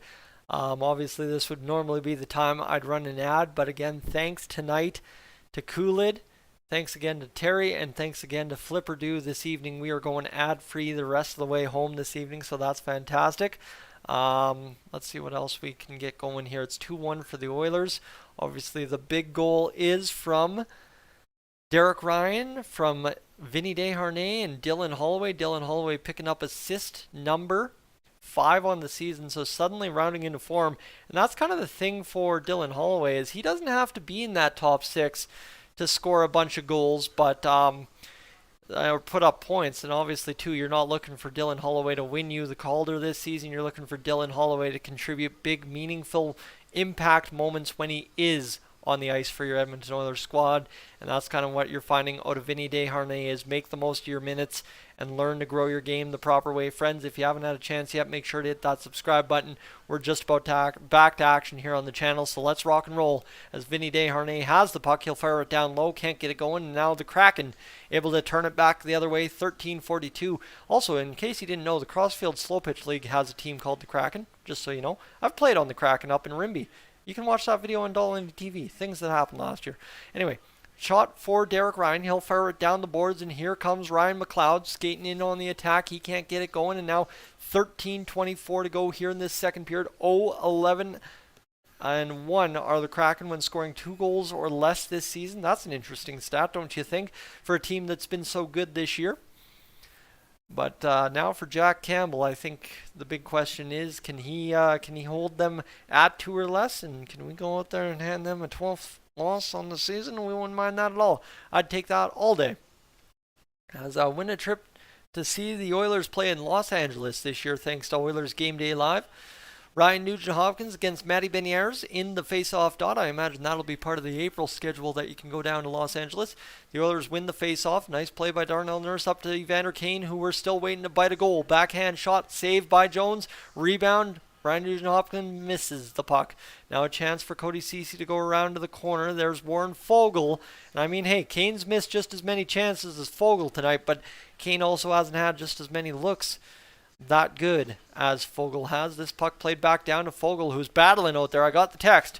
Warren Foegele, he battles. We like that about Warren Foegele, I guess.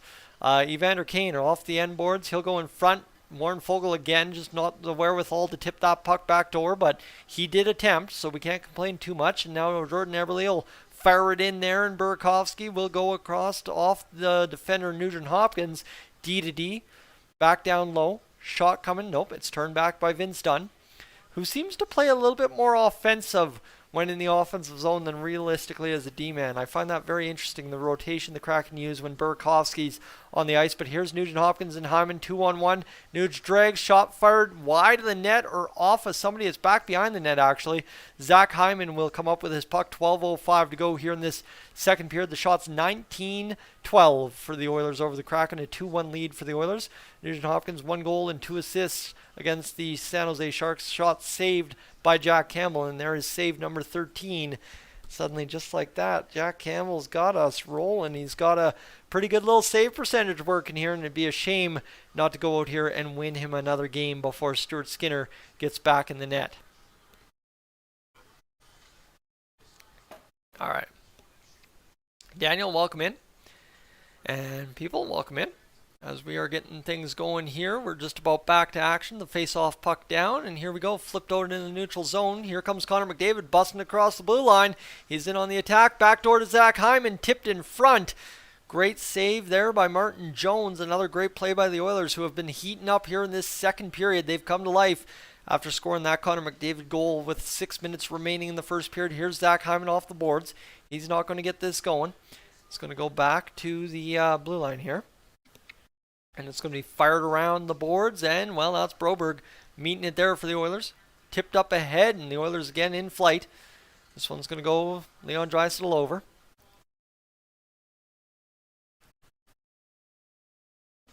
Two-on-one, turned away on Tolvanen by Jack Campbell. Shot in front again. Nice deflection by Leon Draisaitl to avoid danger.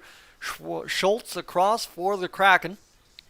And a save from Soucy by Jack Campbell. Look at that. The Oilers rounding into form here. Don't mind this. Yeah, things are coming along very well for the Edmonton Oilers here in this period. And look at that nice play there by Connor McDavid. Just could not find the clean tape of Zach Hyman, and then Tolvanen taking the shot turned away by Mr. Jack Campbell. All right. Jack standing strong, cool it. I would agree with that one. Terry, you're in Regina.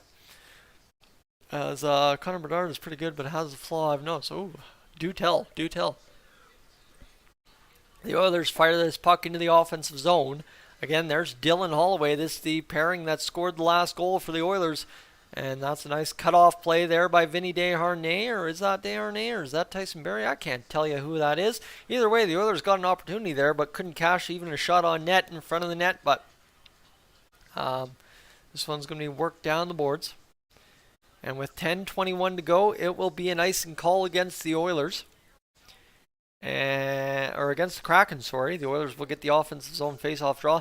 Sorry, just again, like I said, the play-by-play will deteriorate as the periods go on. It's been a long day of staring at computer screens, and obviously maybe part and parcel turn down the brightness on the computer and maybe we start changing things around a little bit, eh? Friends, if you haven't had a chance yet, definitely, I know the last time I asked we were at 20 likes, we're now up to 42. If you'd be so kind to leave a like on the stream if you just joined us, that'd be greatly appreciated. If you're enjoying the play-by-play so far, Leon Draisaitl missed the puck at the blue line. Good race back, gets it over to Kulak. Kulak will go rink up ahead. Tipped by Kane in the neutral zone. No icing on Susie, falls down. One of those dangerous, almost break a leg plays. Draisaitl across, looking back door for Kane. Would have had him, but couldn't get it going. Lucas welcome in. And this one's a chance now for the Oilers to tip this one back the other way. And here comes Leon Draisaitl to Connor McDavid, who is denied there. And now Evander Kane's going to throw a hit. Nice big old rattler right there. And a turnover by Draisaitl. And the action is hot and heavy here so far in this one for the Oilers. They keep throwing hits. They keep shooting the puck. Keep firing goals in. They keep doing everything. And Jack Campbell would like a win out of it. All right. We will go down the board. Shot fired all the way down to Jack Campbell, who gets it back to Darnell Nurse as we go back, resetting in the defensive zone. Oilers move it out. This one will be fired there by Darnell Nurse, and they will rule that an offside against the Edmonton Oilers.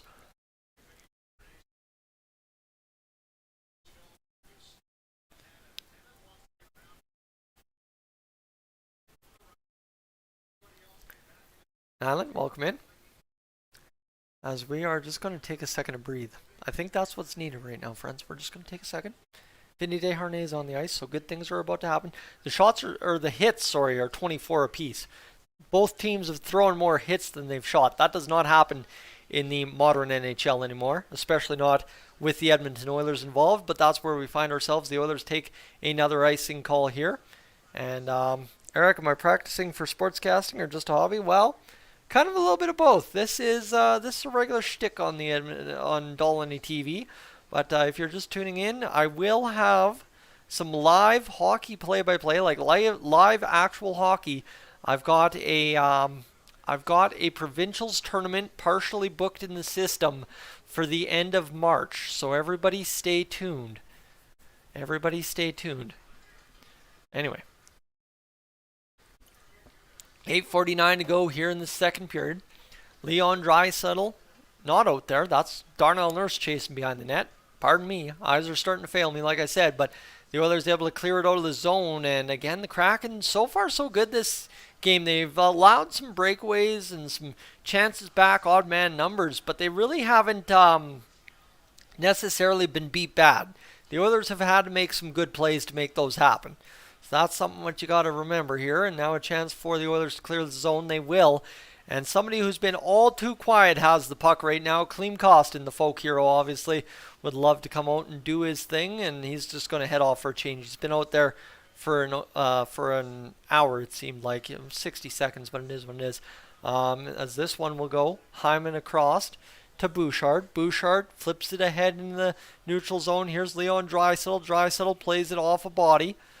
Now Zach Hyman will tip it on. Is that Zach Hyman? Yeah, that's Zach. No, yeah, that's Zach Hyman.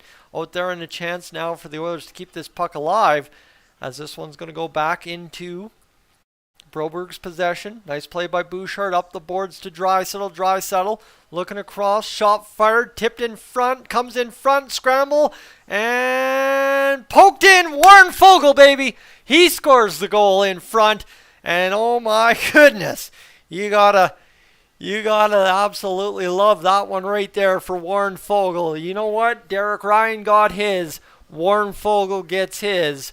And it looks like, yes, indeed, the only one odd man out getting played on the trade block tonight is Jesse Puljujärvi, who's not playing. But what a matter of mess in front of the net. I need a replay on this because I don't even know what happened there. Zach Hyman pokes the puck, and then Foegele, somehow unable to lift the puck over the pad the first time around in the first period, falls down, gets pushed into the goalie a little bit, or he's creating contact, and then just shoves it back into the back of the net. And the depth scoring coming up clutch here for the Edmonton Oilers, as Derek Ryan and Warren Foegele, two men who the Oilers said they are looking to trade, have scored in a big game against the Seattle Kraken. Sometimes things just right themselves. Martin Jones around behind his net. He'll backhand off to Schultz. And this one, Warren Foegele's 5th goal of the season. Here comes Derek Ryan on a turnover, firing it into the Oilers zone. Offensive zone, that is. Hyman with his 28th assist. Draisaitl with his 44th assist. Draisaitl now with 2 points tonight. and having himself a great game distributing the puck. As here come Brett Kulak and the Edmonton Oilers up through the neutral, chipping it on into the offensive zone. 6:44 to go. There's been a lot of excitement in this period, and I need a break here once we get there. 6:38 to go in the second period. We're just about done. 40 minutes of play this evening, and obviously the Oilers in a dangerous zone here. Last game out against the Kraken, they blew a 2-goal lead in the second period. But you just got the feeling here tonight that if they keep things going, we'll be just fine. Here's Connor McDavid on net. Oh, looking for Kane backdoor. Should have just shot, and that would have been good. But I will take a good look for Evander Kane either way. Darnell Nurse fires this one into the neutral, and this one will come all the way down to the Kraken in their own end. Connor McDavid skating around. 6:06 to go in the second period. This one comes down low to Jack Campbell, who plays it off to the Oilers defense. Lifted there, and oh no. Oh no, lifted out of play cleanly. That will be a power play for the Seattle Kraken. That's things we don't like to see, friends. And again, hey, okay, we want to make mention of that magical 420 number for our friends who partake. Well, just wanted to say the average view duration just hit 4 minutes and 20 seconds on the stream. I mention that every time. When I get a chance to do that twice over in a stream, I do. I just kind of like having those little quirks to the stream for those of you try and make it a little bit more fun for absolutely anybody and anybody who could be tuning in. Just to give you a rough estimate on the watch time, by the way, right now sitting at 93.4 hours, so we're just about all the way to that 100 watch hour stream. And friends, I don't know what to tell you. It's been crazy. All right, don't worry, we'll kill the penalty. Hey, I like it. I like the confidence in the penalty kill. Yes, we've given one up, but we've also given up very few over the past little bit. And friends, just as we're on commercial break, if you're just tuning in for the first time, it's not something I need to do right away. I want you to watch the rest of the live stream and make up your mind. I don't want you to do it just because I ask, but if you'd be so kind, consider hitting that subscribe button here on the channel. At any point during the live stream, stick around, come back for the post game, and we will have ourselves a dandy good time. Because, oh, by the way as well, just so you know, this will be the first post game since I've hit 10,000 subscribers. Since we've hit 10,000 subscribers, I better say. So we'll see what the post game does include tonight. But as we're also just jumping up on the way, kind of to say, we started the day at 10,177 Oilers fans doing this crazy thing on Dolynny TV, and we are now up at 10,223. The numbers just continue to climb, and I guess here you go, right? As if I'm not going to be able to go to Rogers Place to watch this absolute classic so far between the Oilers and Kraken, like Patrick from the Oilers Fanatic is doing, I guess we can sit here and have ourselves a good stream, grow the numbers, and enjoy the Oilers fandom on YouTube all that much more. Puck over glass for Tyson Barrie. It's a 2-minute delay of game penalty, and the Kraken are off and running on the face-off win. They're in behind the net. Jordan Eberle around to the near side boards. He'll go to Andre Burakovsky. I want to call him Alex because I said Alex Wenberg earlier this game. Anyway, here's a chance as this one goes right in front. Nice battle off by Cody Ceci to keep the man sealed beyond the net. Now Darnell Nurse in there battling, trying to get it going. And this one's going to go all the way out of the zone down to Martin Jones, who will play the puck there. And buck 26 to go. And Jordan Eberle, just seeing him mentioned in the chat, well, he's featured heavily in this game so far, obviously leading the Kraken in assists so far this season. As the Kraken lead out of the zone, and it will be played there. Nice tip in front, and now a chance maybe for Ryan McLeod to get going forward, but Vince Dunn, oh no, never mind. Here's Derek Ryan. He's going to wrap it around and look short side. He's fanning on it, though. He's fanning on it. Anyway, this one's back the other way. Burakovsky's going to skate it and stay in the neutral. The Oilers have killed the first minute 10 of the penalty as it comes all the way down to Jack Campbell, who disrupts the play. And that's something that Jack Campbell necessarily hasn't done as much to the same degree as he did against the San Jose Sharks. I think Jack Campbell had a much more Mike Smith-esque puck game against the San Jose Sharks, whereas tonight it's much more conservative, just chip the puck, make the right play, and keep the puck moving kind of deal. 747 at home, 26th in the NHL is the penalty kill for the Edmonton Oilers as the Kraken have it in the defensive zone for the Oilers here, skating off the boards back to the blue line. Vince Dunn whips it around, and a chance now for him to fire the shot. It's blocked in front by Nurse. A very good astute block, by the way, and 8 seconds to go on the penalty, and that will do it, my friends. AB, welcome in as we are up and done with 4 minutes to go in the second period. Everybody had faith the Oilers would kill the penalty, and they did. Shot fired wide on Jack Campbell, thankfully right there, and now a chance for the Kraken again to set up puck possession, but they can't, and now, well, here's Zach Hyman going the other way. He's pushed off the puck not once but twice by Carson Soucy. And this one will be played in front by Leon Draisaitl, who scored a goal for the Oilers just a moment ago like that. Getting it over to Warren Foegele in front now, working in behind the net, though. The Kraken are just cross-checking, hacking, and whacking Zach Hyman and Leon Draisaitl, and nobody realized Johnny Gord had the puck, who was able to make the breakout pass, and it'll come back the other way for the Kraken. Leading in, here's Adam Larsson. He is going to try and drag this one in the middle. He does. Kraken at the blue line with a puck, fires the shot, glove save, Jack Campbell. And I think to everybody's chatting about Ebbs and Nuge and Hall back in the day, I think we can all agree Jordan Eberle was the most lovable. Ryan Nugent-Hopkins was the one you had the highest hopes for because of obviously hoping that he would deliver what center was supposed to deliver for this team, and Taylor Hall was supposed to be an absolute sniper. And you know how it played out. Unfortunately, a bad ending for Eberle in Edmonton with the playoffs and the way it went and how things ended for him. And then the trade, Taylor Hall, 1-for-1, don't need to explain that one.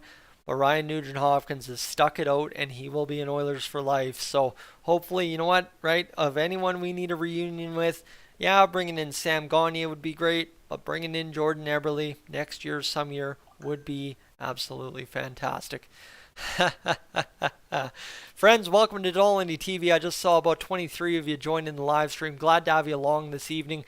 Thanks so much for being here. Really appreciate everybody hanging out with me this evening. The stream's been fantastic so far, and you folks have been absolutely fantastic. All those sitting at home, not commenting in the chat, thank you for being here, right? I make most of the mentions of folks that are chatting with me in the chat and stuff like that, but I want to make mention, if you're watching without a YouTube account, if you're watching on your TV, if you're watching back at home, you're watching while you're driving in the car in the passenger seat going between Edmonton, Calgary, Cold Lake, Edmonton, Fort McMurray, Cold Lake, Grand Prairie, all the way down to Lethbridge, wherever you're going tonight, in the car watching along here on Dolynny TV and just can't comment, hey, you know what? I really appreciate you being along for the ride because, again, it's nice and fancy that I can see I've got about 25 people in the chat, but when we know we've got 111 of you tuning in tonight, I'm really appreciative of those of you who can't say hello for one reason or another, but hey, I want you to know I'm telling you hello as well. All right, let's get it going.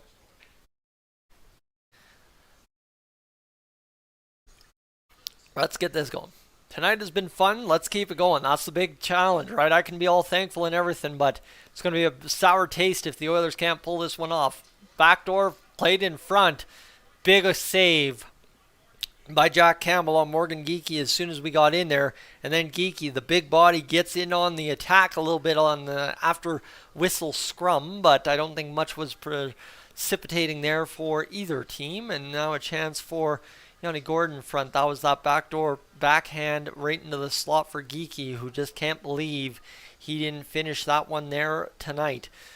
Geekie last season, 73 games played, minus 16, and a plus 16 in 33 games played this season. That's how things turn around in the NHL. Look at Tage Thompson of the Buffalo Sabres, a great success story for them this season, and a reason why their season has been as magical as it has been. 2:54 to go here in the second period. Shot fired on to Jack Campbell. He kicks it away with the stick. And again, now a chance for them to bust out Dylan Holloway. Absolutely got blown up by Adam Larsson. And doesn't look like anyone's going to go after Adam Larsson. And I think if anybody knows what Adam Larsson was doing with that hit, it's going to be the Edmonton Oilers. So I think that's fine and dandy. And I think, too, if Adam Larsson had blown up Dylan Holloway in a way he didn't appreciate, Holloway would take care of business himself. He's a rough and tumbly young kid that's able to handle himself in the fisticuffs. So unfortunately, nothing coming to that to really light me up. I don't think I've been able to call a fight in a while, but I'd love to do it.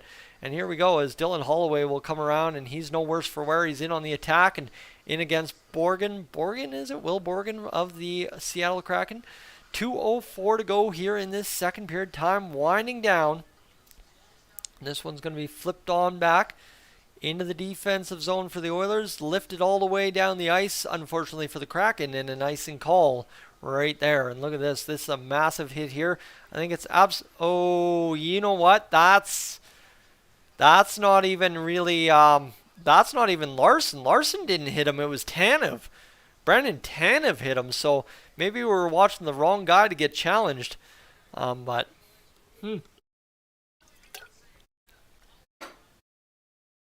yeah, Tanev actually got that hit if you watch the replays. So, sure, here's Jordan Eberle, though. Another kick away pad save for Jack Campbell, who is having save after save tonight here in this second period. The Kraken only had, about 7 shots there in that first period. They've now got 12 this period, and Jack Campbell up to the test on all of them so far. Here's Leon Draisaitl stepping across the offensive blue line.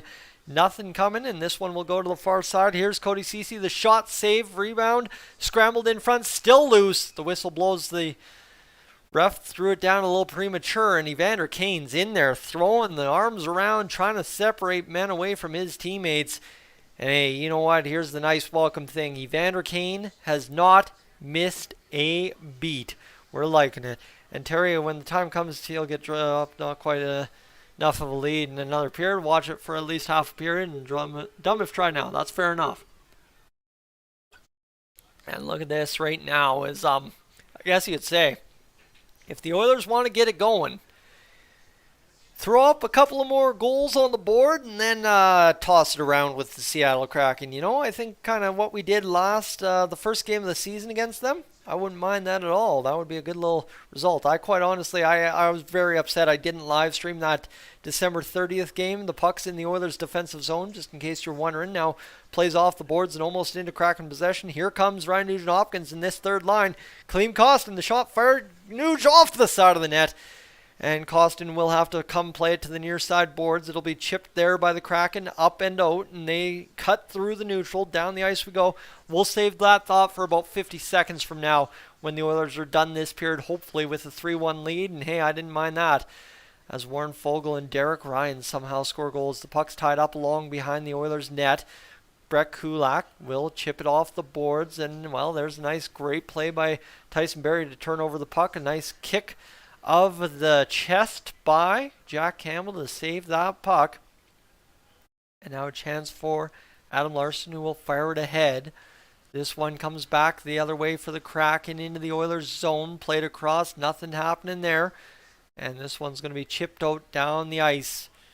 And it will be an icing call against the Edmonton Oilers. We're 15.4 seconds away from this period coming to an end. And friends, I don't know what you know about YouTube, but 4-minute and 46-second average view duration on the stream, that is absolutely nuts for live hockey on YouTube, the way I do live hockey on YouTube.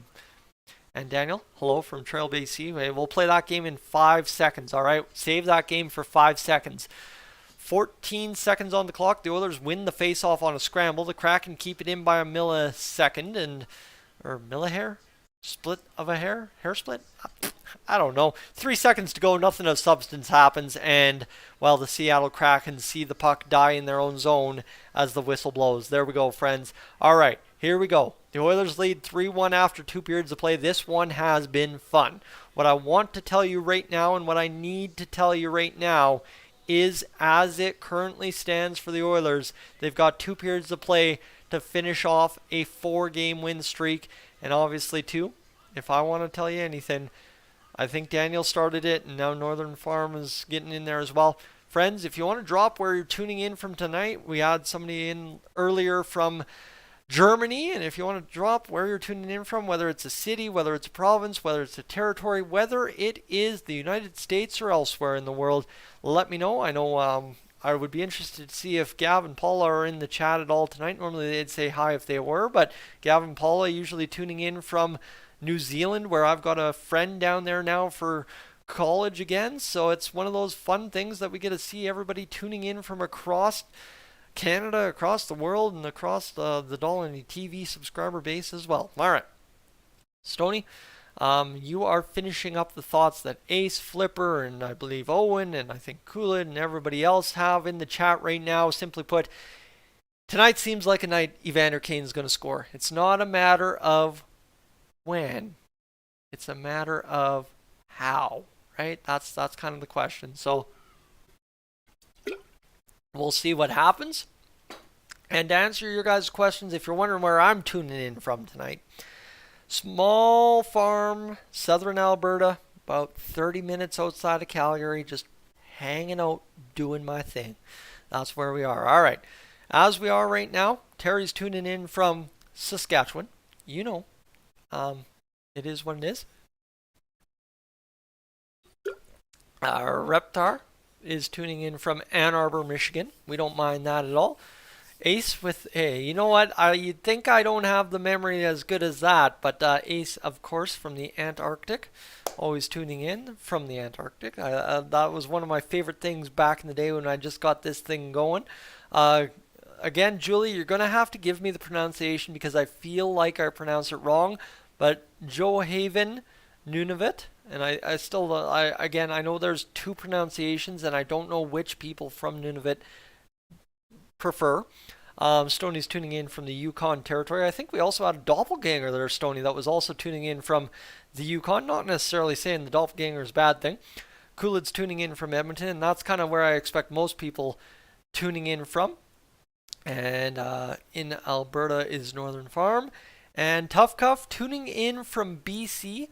Daniel lived in Black Diamond for a while. Well, playing Black Diamond would be beautiful to live in. Isn't that Black Diamond? And what's the other town? Black Diamond, and there's another town right there that they're going to amalgamate the towns here one of these days soon. Black Diamond and trying to think. Keith's tuning in from Lethbridge. See, and that's the thing. I don't think we get very much viewership from down in Lethbridge. You'd think, I don't see too much from Red Deer either. But hey, if you're tuning in, that's fine. Farm's tuning in from East Country, Edmonton, just over there, out there. There's actually a beautiful acreage that has a shop on it that I would love to turn into the Dolynny TV headquarters one day, just out on Highway 16 there somewhere. That's for sure. It's going for like $330,000 for like 100 acres of swampland. Looks beautiful. Take a lot of work though, let me tell you. Let me see if I can figure out that town I'm talking. Turner Valley, and Black Diamond. Figured it out. That's what I was talking about. Turner Valley and Black Diamond. Thank you. Roger, you're tuning in from Winnipeg, like the Oilers. Hey, Roger, you know what? I've got a good buddy in Winnipeg that also does YouTube. If you haven't heard of Channel 33 RPM, you got to definitely tune into Channel 33 RPM for all your vinyl gear and more one of these days on YouTube, that's for sure. What are we doing here? Roger, way to go, Oilers. Okay, everyone's tuning in. And Terry, you've actually listened to Antarctic Radio. Lock up Ambrusters Rocks, Antarctica, Wikipedia. That was my uncle doing the surveys then. Oh, okay.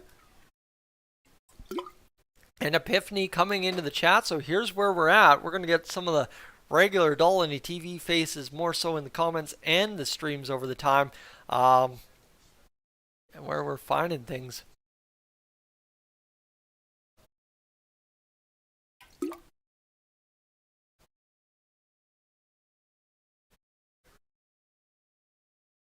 Alright. Anyway. Only an Albertan would call swampland very beautiful. Marco, I think you got that nailed, that's for sure. As we're sitting right now. Darcy, did Pugliarvi get traded or is he just scratched? He is scratched as far as we know. Darcy's tuning in from Whitecourt, by the way. Whitecourt, that's somewhere we expect Oilers fans to be coming from.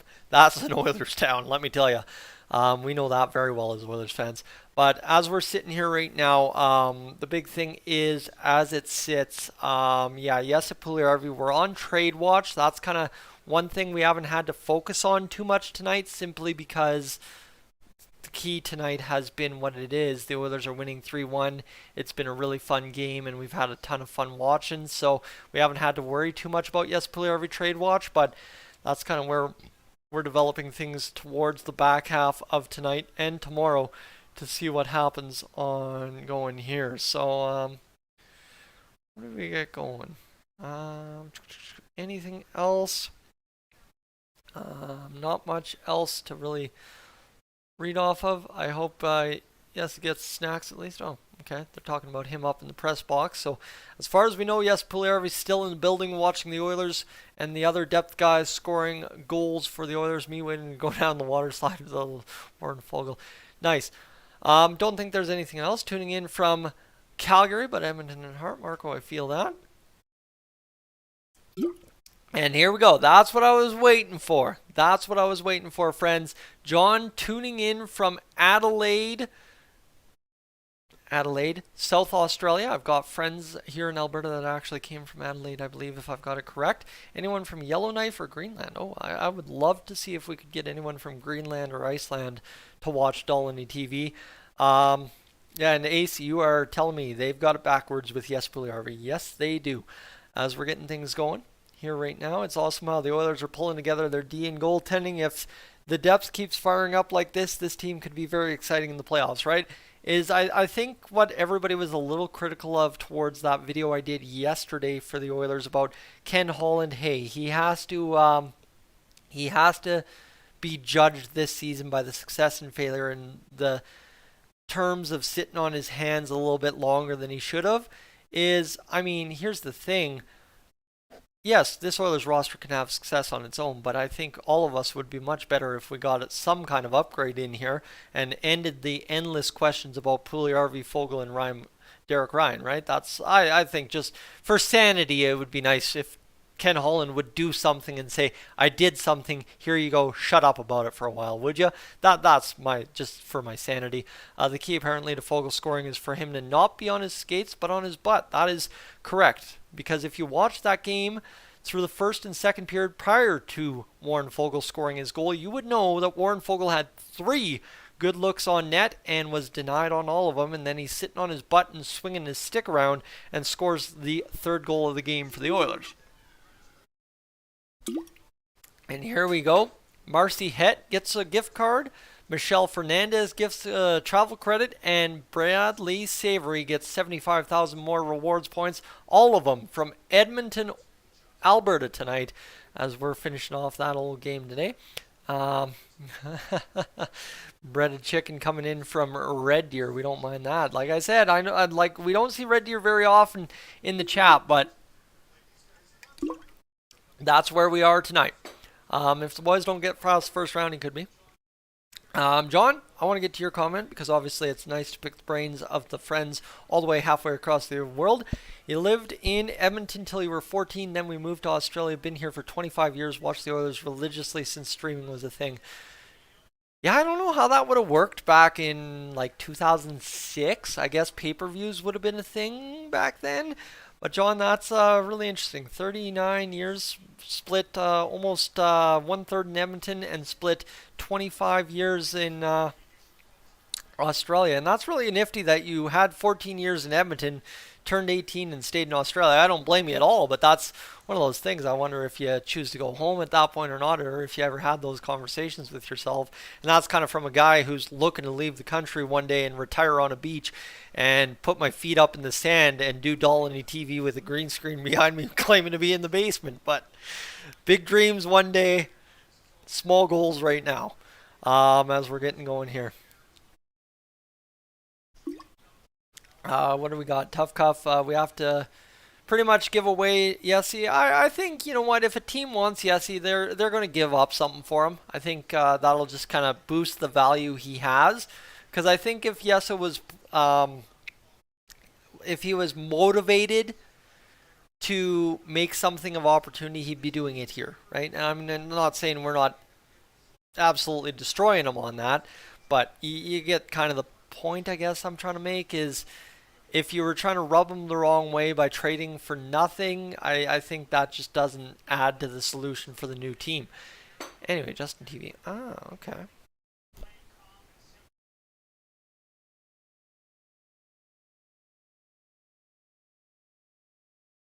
Okay.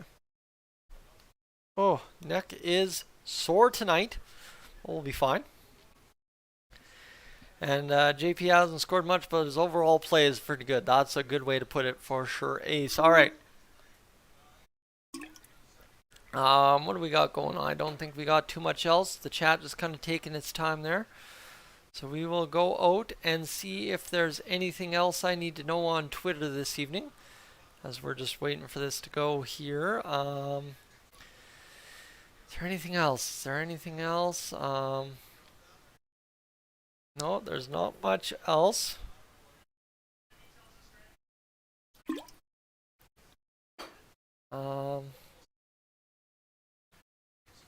No, I don't see anything here. And yep, no, it's still all that. So there it is. All right, good to go. Anyway, we should be good. He's in a contract year, not having a contract season. Tough cuff. That's another good way to put it. And yeah, the fear of Jesper Puljujärvi leaving and doing something in another city, that's a scary thing too. Terry, Oilers' flaws in goaltending are overall D, but especially D as in power plays against, but also awareness when other teams scramble net. Need a real D leader with experience that can play long. Yeah, I guess that would be a fair thing. And I think, too, I guess if you split that responsibility between Darnell Nurse and a second guy, you can probably get off with it for the next few years and then bring somebody in once Darnell Nurse moves on or whatever the case might be. But that would be one of the questions that gets going here.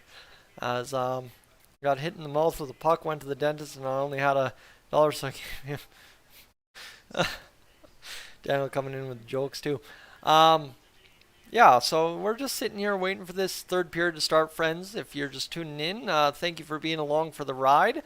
I think I'd be very interested to see what the Oilers do here in this next little bit of this third period. Kind of come out, if they're going to come out firing or if they're going to come out flat or what the case might be here in this third period. I hope the Oilers come out flying because I'd love to put this one to bed early, right? Get up to 5-1.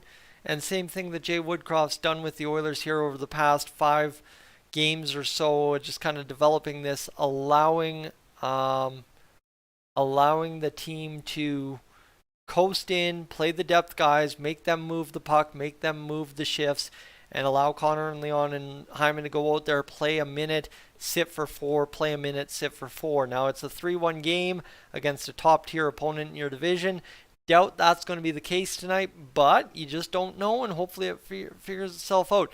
Darian, about that Jesper Puljujärvi to Boston rumor, well, that is coming from Brad Marchand getting in on some Twitter action and talking about a little bit of fun with a reporter for Locked On Bruins and having a little bit of fun with him. Gorilla, yes, I am Canadian, you betcha. I'm coming to you live from Alberta myself this evening. What else do we got? Yeah, nothing else. Says Epiphany's coming in. That is right, with the no movement clause for Mr. Darnell Nurse moving on is going to be a hard thing to do. We should be good to go, though, as we are just about ready for this third period to start. Habs transaction. Don't want to try and catch that up.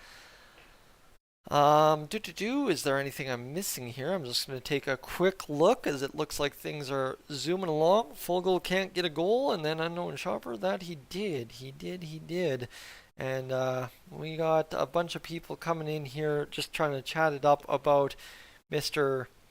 Jesper Puljujärvi being on the trade block now as well. There isn't much else to get going here, and yeah, that's about all we've got going here. So we are good to go, friends. We are just about ready for this third period. I am going to take a quick bathroom break, and we'll be right back.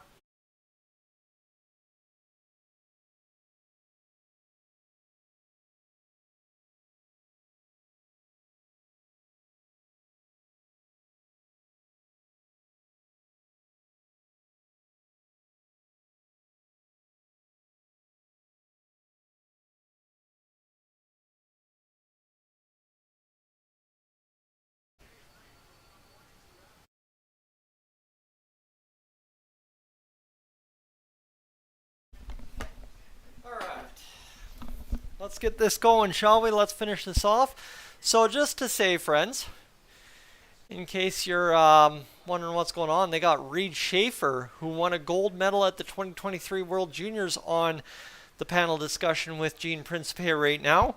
However, I just want to say this before we get this third period up and started, is I want to say one thing that I'm very grateful for, and this is proven now by almost 5-minute average view duration on 1,760 views, and we've been averaging over 100 people for most of the second period and intermission, is the crazy part to me in all of this, my friends, is that this year, after taking a year and a half off from doing Oilers YouTube, I'm seeing the results that I always thought were one day possible. Except for this year, out of all the 5 years that I've covered the Oilers on YouTube, I would say this is the year that I am most proud of so far. And this is the year that I think the results are definitely warranted to come. And I'm very appreciative that you have allowed them to come for me so far this year. And that said, let's cap off a third period here. The Oilers ready to line up at the face-off dot as Reed Schaefer interviewing with Gene Principe. He'll be doing that in a couple of years' time. No problemo for the Edmonton Oilers. All right, here we go. Let's get this going. Warren Foegele's on the line for the Edmonton Oilers. That'll start out there with Mr. Connor McDavid and I believe Evander Kane, as that was the lineup that got it going. We should see what's going on here. Terry, love it. I love it. All right, anyway, we need to suck up to the Oilers and make sure they win a hockey game right here, right now. As a nice face-off win by Connor McDavid, he was able to just skate away with that puck. Kind of one of those face-off wins you don't see very often. And here's Evander Kane, the shot saved by Mr. Martin Jones. This puck looked to have gone out of play, and now a chance back the other way for the Seattle Kraken. Shot fired across. Vince Dunn fires the shot off the glove of Jack Campbell, and it's in the back of the net. Yep, no, I told you, the Oilers, I wanted to see them come out flying. And they give just a weird shot on net to Jack Campbell due to the Seattle Kraken, and it ends up in the back of the net. New glove done him wrong. Yeah, that was not a good. I mean, there's not really much to break down here other than Vince Dunn scoring a goalie.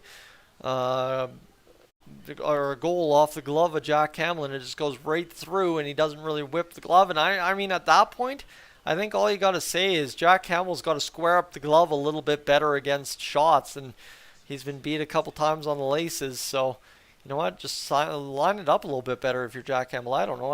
I don't know much, if anything, about being a goalie. And, of course, Stoney has been all night on the 5-2 Oilers, and that's kind of been the consensus. If you actually scrolled Twitter today for hashtag Oilers, you would have seen that it was 5-2 Oilers was the consensus feeling. So let's go get it 4-2. Let's score an empty netter, and let's finish her off, I guess is what I'm going to say here.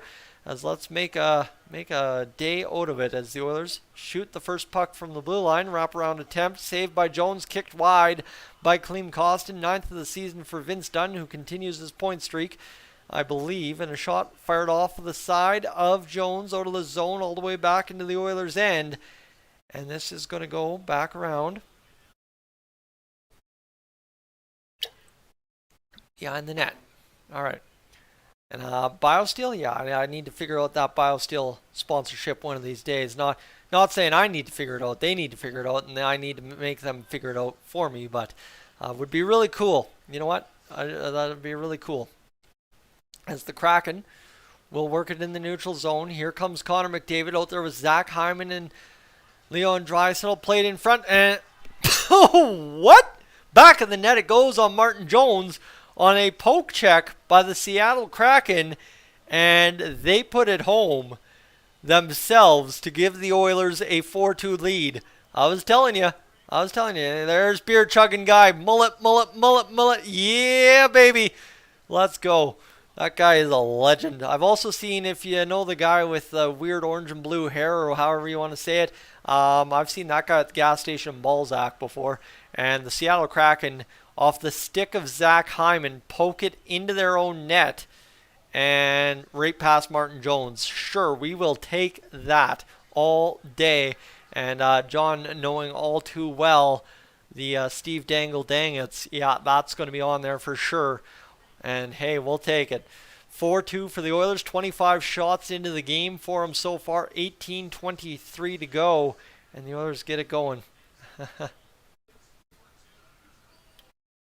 We're rocking it. That's a good looking chance for Derek Ryan. He'll get it in front. Another good chance for Ryan McLeod. Had it gone out of his skates. Another tip in front for Dylan Holloway.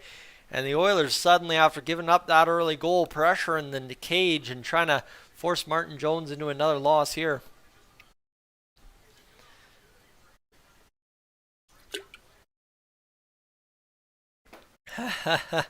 Yeah. Nicholas, yeah, I'm a little guilty of that. The problem is with the Oilers, I just watching on TV, you don't get a sense for what's going on, I guess you could say. And just all of a sudden, when a puck ends up in the back of the net, you're more baffled at it happening than it actually happening. Looks like the Oilers might have just drawn a penalty here, and they indeed do. A tripping call as Warren Foegele moving his feet. And, yeah, Jared McCann takes a tripping call there.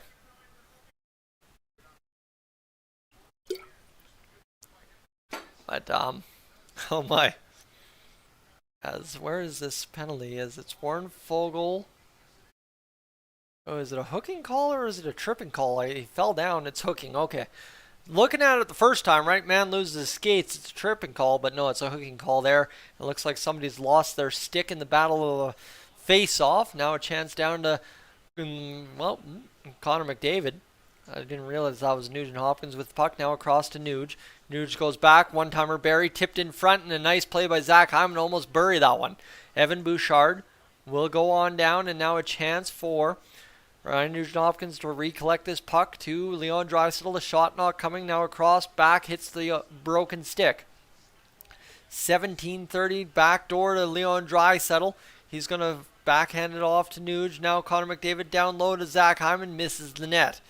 This one's going to be flipped out of the zone, kept in by Evan Bouchard, who's out there on the top power play unit on this power play. A nice keep by Ryan Nugent-Hopkins. Now Evan Bouchard down, backdoor to Draisaitl, back in front to Nuge. Connor McDavid, the shot fired, whacked in front, but missed by Leon Draisaitl. And this is going to be fired there, shot in front, missed again. And this is going to go all the way down into the Oilers zone, where Ryan Nugent-Hopkins picks it up. Connor McDavid plays it there, tipped over to Ryan Nugent-Hopkins. A lot of puck movement on this power play compared to the last couple for the Oilers. This one behind the net for the Kraken as the Oilers working in front. Shot Barry, one-timer save. Martin Jones. Nice to see it, the Oilers shooting the puck.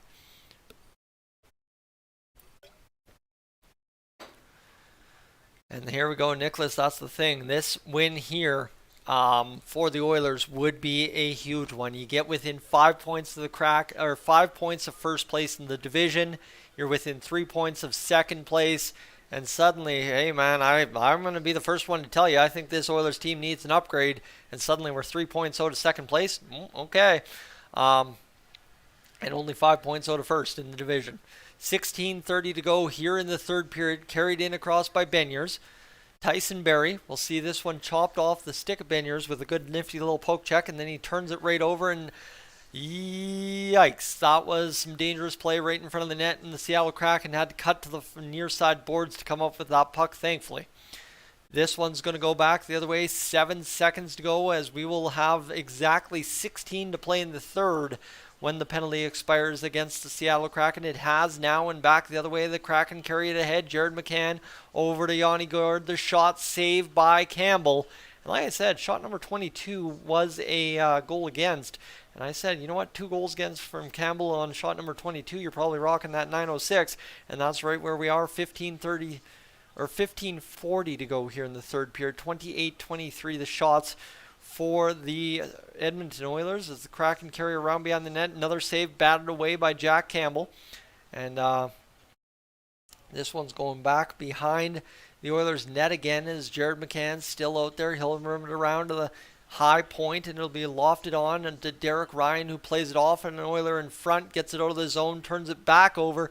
Matthias Janmark across the blue line, shot by Costin. save made or shoots it wide there. No worries. And this one's going to go back here as this one's battle along the boards. Back to Evan Bouchard. Shot blocked in front by the Kraken, and it comes all the way to Costin, who spins off and gets it on down low. And I mean, Kane for an empty netter. That would be sure special. And that shot saved by Martin Jones. And that will be right there. And I think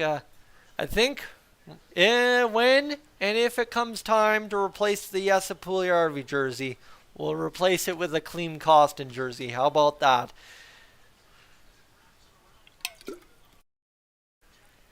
We don't mind that. Where are the Oilers with the salary cap? Not good. That's the only way I can describe it. It ain't good. And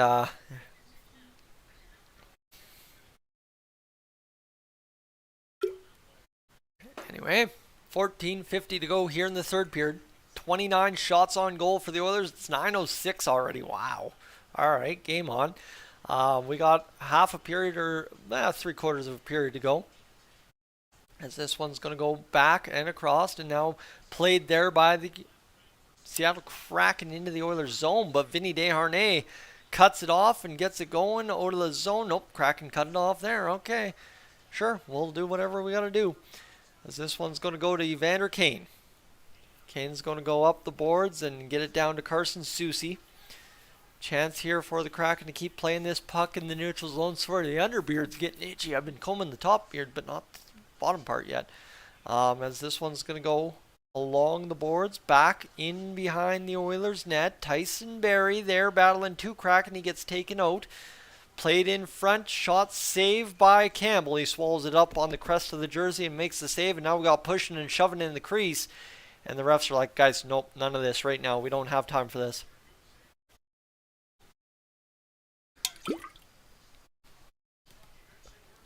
And Julie, I don't know what you're knowing to.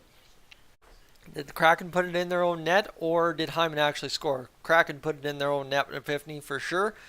And need a Klim Shady jersey. Yeah, I would not mind a Klim Shady jersey at all. Of course, the reverse retro is still reserved for Mr. James Hamblin. I just have to go to the Oilers Pro Shop down in Rogers Place, and we can get that set up and done. So we're just about there. Got to get back up to Rogers Place here in the next little bit, but don't worry, we'll get up there in no time at all. I promise you that. Just have to find a weekend that's going to work with the old schedule here sometime in February and before March, obviously, when I go up to Cold Lake to call that Provincials tournament. So just for a quick reference for you, friends, 166.5 hours streamed this evening. We've had ourselves a pretty fantastic night, that is for sure. And just to give you an idea, too, of where we're sitting, we're on commercial break. Haven't flashed this in a while, so let's do it. If you're new to the channel and you've enjoyed the live stream so far, thanks for being along for the ride. Definitely make sure to hit that subscribe button before you head out so as you can catch the post game tonight, because I'm feeling if the Oilers can pull this one off, it's going to be a pretty fun post game, that's for sure. I don't know if we're going to be dancing, but we could be having a pretty good time nonetheless. And here we go, friends. Just on that subscriber note, touch is, as it currently stands, if I hit refresh here, we're at 232, 10,232.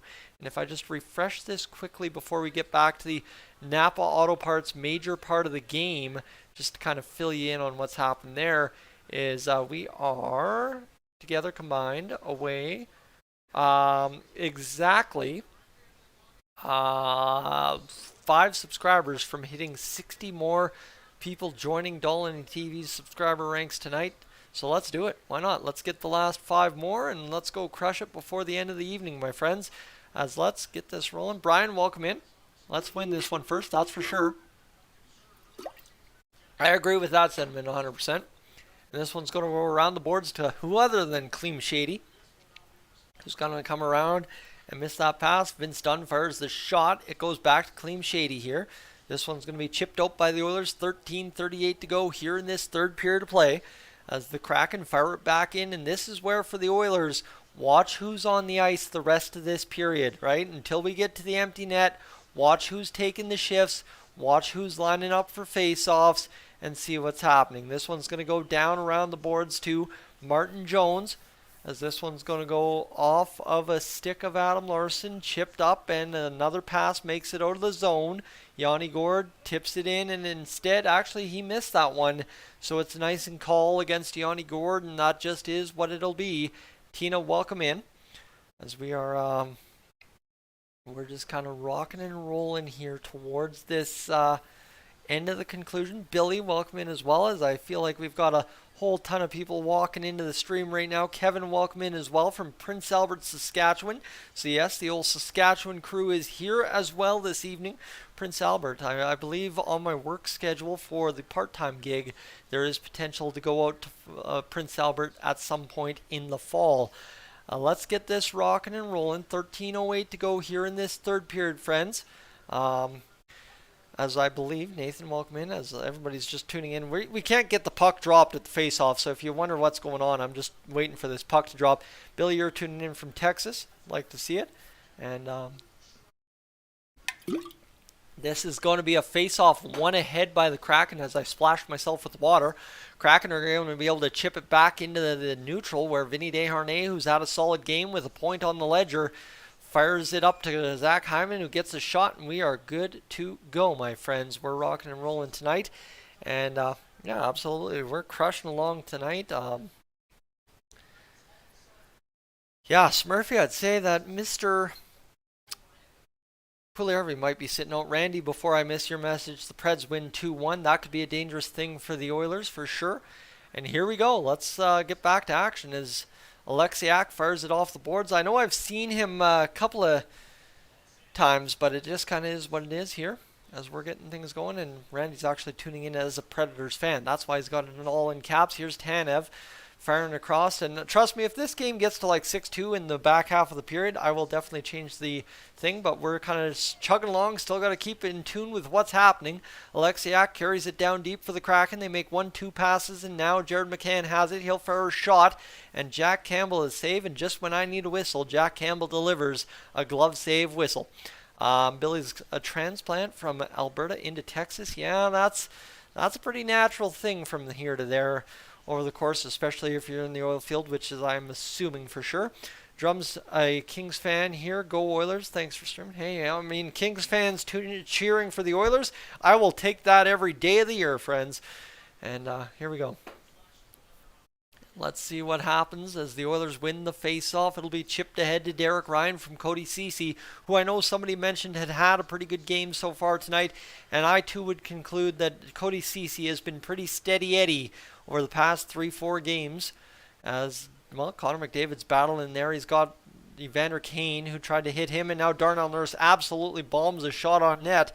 Couldn't exactly get the result he had hoped. And here's Evander Kane again, dishing off to Connor McDavid. McDavid plays it back to the blue line. Cody Ceci with a good keep. Battling against Burakovsky, able to keep it in. Kane turns it down deep for Derek Ryan, who's tripped up. And I don't know if the back official has a penalty on... nope, back official does not have a penalty called. So this one, 11:33 to go here in this third period. We play on. 29-26 the shots to go, 4-2 the goals for the Oilers so far this game. They lead it by a 2-goal margin with just about half the period to go. Connor McDavid's still out there. He's chipping it to Cody Ceci. This line's taking an extended shift. Looks like they're going to go off for a line change though and see what ends up happening. This one's going to go back the other way, and a nice play into the Oilers' end is going to lead Philip Broberg to go around the boards. Rims it ahead, the Kraken able to pick it up there. Sprong? What kind of Sprong? Daniel Sprong? Is that the name? I think so. Able to chip it into the Oilers' end. This one loading up for Ryan McLeod. He'll get it across to Zach Hyman. Hyman into the zone on the right wing. He's going to play it in front, tipped in front, and what a shot there from Ryan McLeod. I think he doinked it off the post, but gets his own rebound, and he scores the 5-2 goal. And the Oilers' depth, you take Jesse Pugliarvi out, suddenly on fire. And it's not even, here's the thing, it's not even the third line tonight. It is the fourth line guys tonight. And Zach Hyman delivering the nice play in front to Dylan Holloway, and then Ryan McLeod. I want to see the replay here. That was a big-time goal. My goodness, yeah. No, it was Dylan Holloway who doinked it off the post. Ryan McLeod collects, puts back in the net. Bing, bang, boom. we are good to go as he puts it home. 5-2 for the Edmonton Oilers here. And now suddenly we can just sit here and walk it home. Brett Lear, another Edmonton, Alberta winner for the Save On Foods score and win. And yeah, I know Dylan Holloway with his 6th assist of the season, McLeod with his 6th goal, and Zach Hyman picks up his 29th assist of the year. And you like to see it, right? It's not the Connor and Leon show tonight, and we're crushing along for it. And Stoney's going to get his 5-2 win if everything goes according to the plan here. Oilers are getting deep. Yeah. I don't want to curse it, but they might be. As there we go, we're finally getting in. Glove save for Jack Campbell. And this is the territory, right? Is where I can kind of start relax and just tell you what happens second by second as opposed to the exact play-by-play. And we can start coasting into having a little bit of fun with this one. 10:09 remains in the third period. Friends, we can hopefully sing the songs and get it done here. And that one, just an ugly turnover from the Oilers, but good enough body position to not allow a drive to the net. Only a shot on net. Jack Campbell to save, 25 of them on the game so far.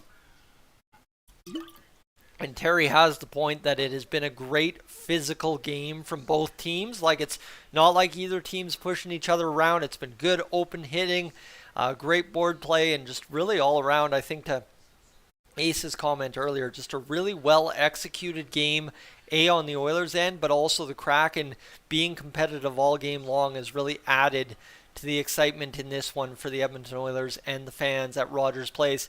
And I think right now with 9:54 to go and a puck lifted into the Kraken end, how exciting Patrick and Joseph and everybody else, Chris at the Oilers game tonight, must be just about going for a random Tuesday night game that, well, somehow, some way, Evander Kane comes back on time and you get this kind of result in his return so far. I'm loving it. I don't mind that at all. 9:30 to go. The job's far from done, though. I'm kind of trying to parade it home already, but the job's far from done.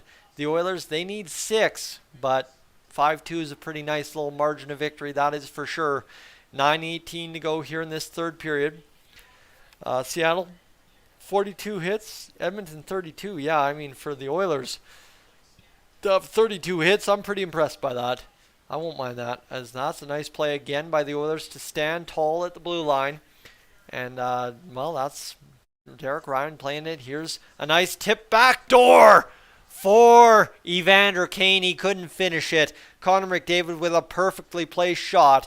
And this one, Seattle Kraken going to cross the blue line, get into the Oilers zone again. Dude does not have a clue where the puck is. Connor McDavid couldn't pick it, though, and the Kraken set up the attack. Nice save, Jack Campbell, his 26th of the night. And that one is going to be played in front to Cody Ceci, who is going to clear the zone and get it down on Martin Jones. No icing call. Zach Hyman greasing in, looking to bowl over a puck from the goaltender. Couldn't get it going, and here's Brett Kulak with the puck. 8:20 to go as this one continues to wind on down now, and you can kind of see it in the Kraken's play. The sense of urgency doesn't quite seem to be there. They're not tape to taping it. They're kind of sitting back trying to set it up, and I really don't think this is a good sign for the Kraken at all, as I believe the Oilers might be able to just get the job done here. This one goes right on net, but stopped in front there, and we'd like to get this one rolling back the other way. Into the neutral, the Kraken just flip it back in, and this would be not a bad thing at all, as the Oilers have the fourth line out there again, batted in front, and Jack Campbell, love or hate that glove on that one goal to start this period. He's been pretty solid with it so far this game. And yeah, man, Evander Kane's missed a couple good chances tonight, but hey, you know what? Just like Warren Foegele, it's really good to see Evander Kane getting good chances tonight. All right, friends. Just a quick check as we're on commercial break. I can't send ads because that's all thanks to Terry, Flipper doing Cool It early on. It's throwing down some money my way. Hey, you know what? That's more than I'll probably make on any live stream this season. So we will go out there and enjoy this right here, right now. Just throw you the subscribe ad. If you haven't hit the subscribe on Dolynny TV yet, I hope I've given you a reason to. If not, hey, stay tuned. I will. Tune in for the post game. You'll like my little whatever the heck I get up to shenanigans there. And we can have ourselves a fun post game discussion walking home. Hopefully, if all goes according to plan, I don't want to curse it, a big-time victory against the Seattle Kraken. Still plenty of time to curse it, though. That said, though, if you haven't left a like on the stream as of yet, I'd really appreciate you just letting me know with that vote of confidence that the stream was good, worth your time. And as Clemhawk's saying there, we can hit 75 on the stream. I think that's no problemo. And let's finish this up. Yeah, and Ace, to your point, I don't think it looks like Kane really missed anything other than maybe the scoring ability isn't going to be there necessarily right out of the gate, but he looks like he is right back in the heartbeat of things, going right in the flow. I'm not making words so well in this back half of the game, but like I said, I've been staring at computers and TVs all day, and I've been talking on conferences and stuff all day, so it's kind of one of those things. I've been sitting here, just kind of having a day in the chair, office chair that is, as we did some work earlier from home today and dropped off the vehicle for some maintenance and airdrie, and now suddenly we are sitting here waiting for the Oilers to cap off what is currently a 5-2 game against the Seattle Kraken. Derek Ryan in, taking the face-off. Ryan McLeod. This is what I said. This is what the Oilers have done well over the past 4 games. The Vegas game may be an exception, but the fourth line, the third line, getting a lot of minutes deep in the game when the Oilers are up, because the Oilers are up and they have the confidence in their game right now with the defense to continue to keep making plays, to not allow goals against, and get it going. And things are coming together.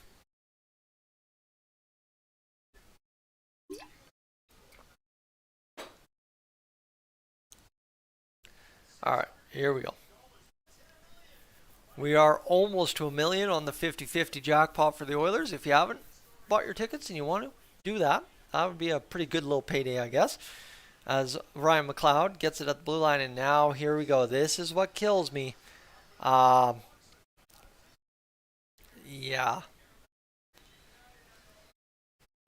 It's going to be offside. It's going to be icing, and we're going to take our time getting there. I imagine this game probably gets up and done around 9:40 tonight, 9:45, just based on how it all finishes up.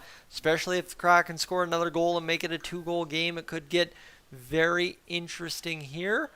And friends, let's go here. I've been talking about Clem Hawks a lot. We'll talk about him in the next little break here when we get a chance. But 7:13 to go here in the third period. As this puck is battling along the boards, it goes back there, and here's Matthias Janmark getting it going. And Michael, hey, tonight if you're a Kraken fan, I 100% agree with you.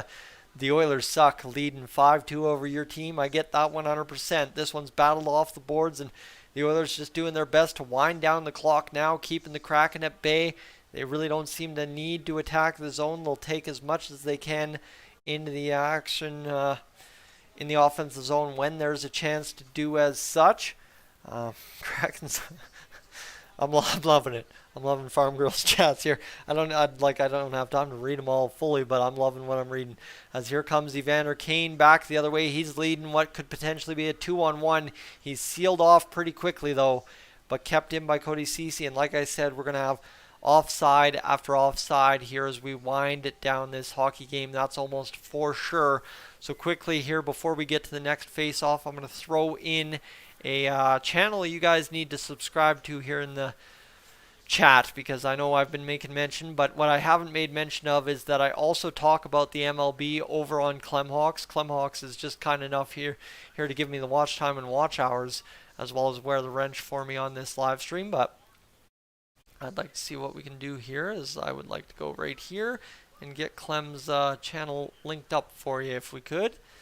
As there we go, we are just about to it. Bouchard fires a shot, tipped into Martin Jones's glove, and we're good to go right there. Sub to Clem Hawks. And then we'll greet Mr. Brett into the chat as well. I think a new name just appeared. And there we go, just for you right there, as we'll go pin that at the top of the chat for the rest of this live stream if we can't. And as well, Kevin, have a Snickle bar. Ooh. And Fogle gets a shot off the draw with 5:58 to go here in this third period of play.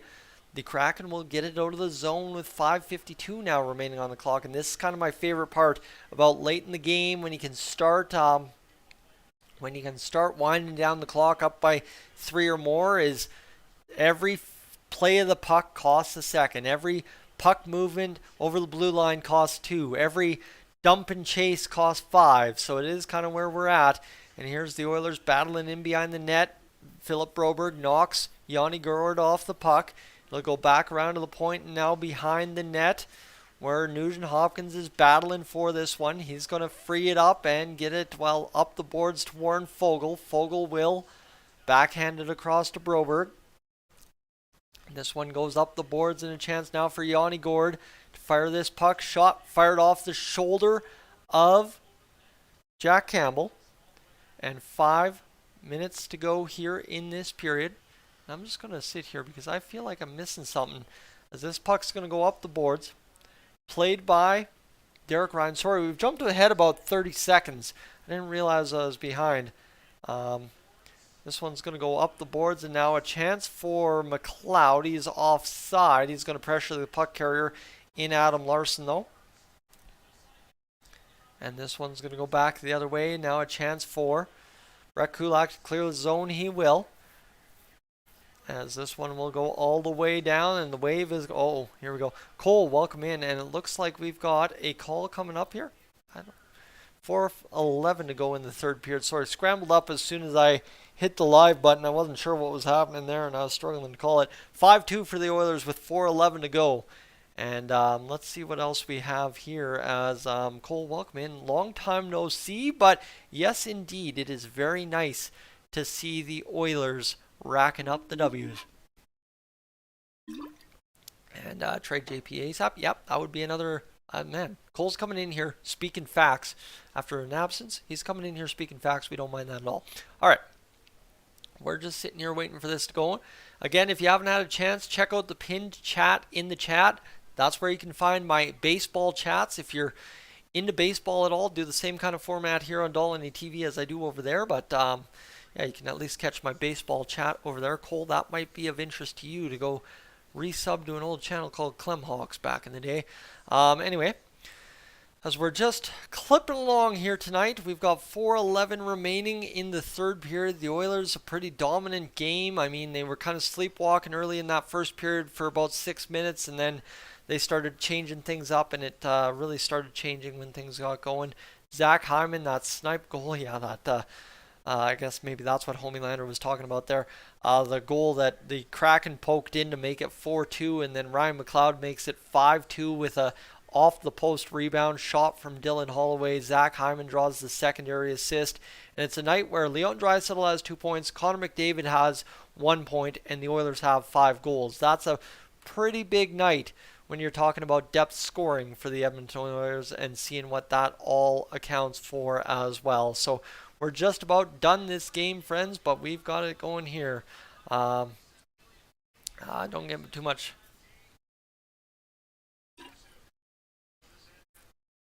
Here we go. Thanks for the subs. Appreciate it. Perfect. Thank you.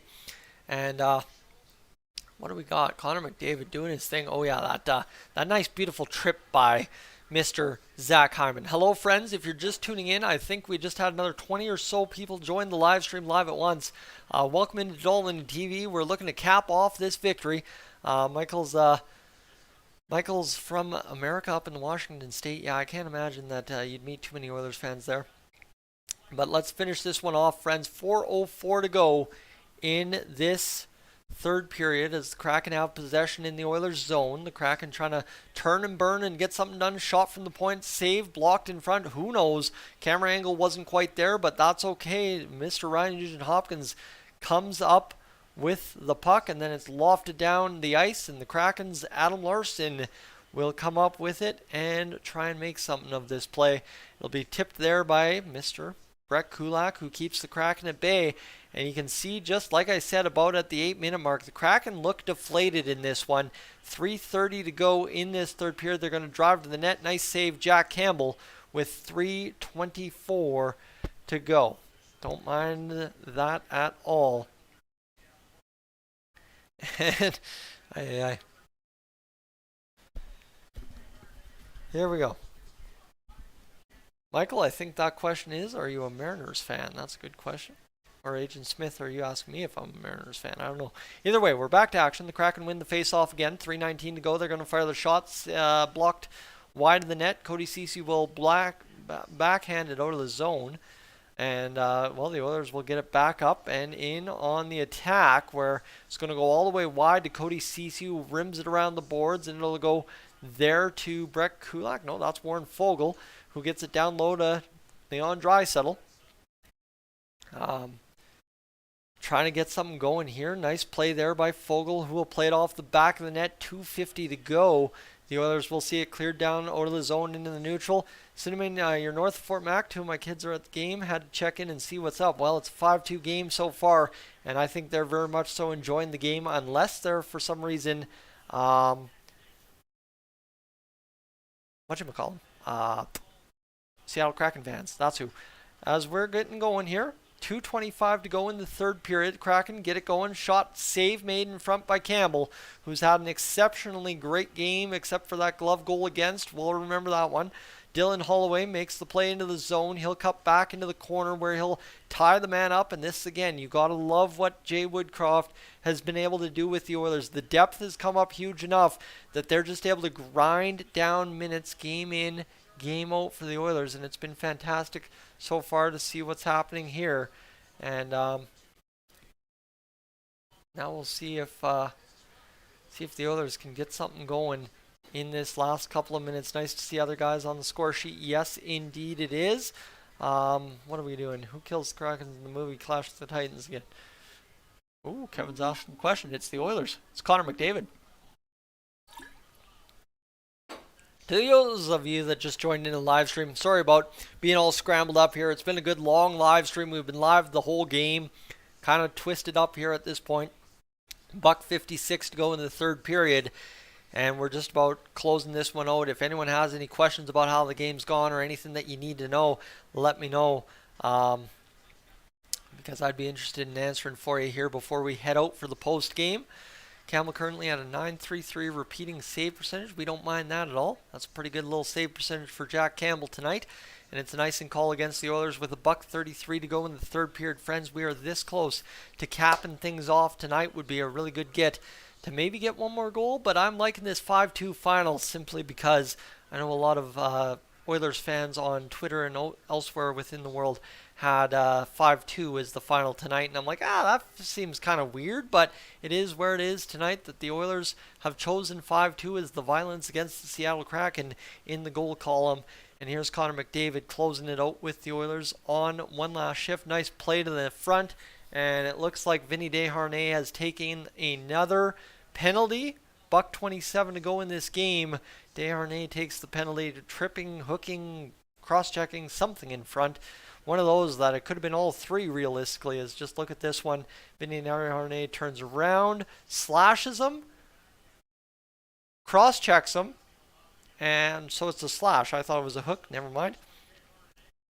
And Smith, you want a 5-2 final because they beat us 5-2. Hey, let's keep the aggregate going, right? That 7-2 victory, that's a +5 on the Kraken so far this year. If we win 5-2 here and keep it tied 5-2, 5-2 last two games.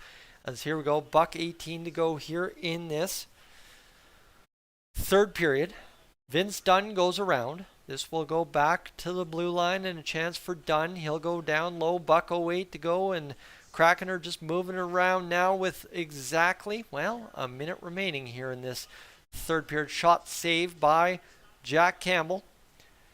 It's going to go back up to the boards, near side. And this will, with 50 seconds to go, the Kraken load the shot, fire it wide, 46. And it's all the way back into the neutral zone. And this one's going to go to the far side point. The Kraken re-enter the zone, 36 seconds remaining.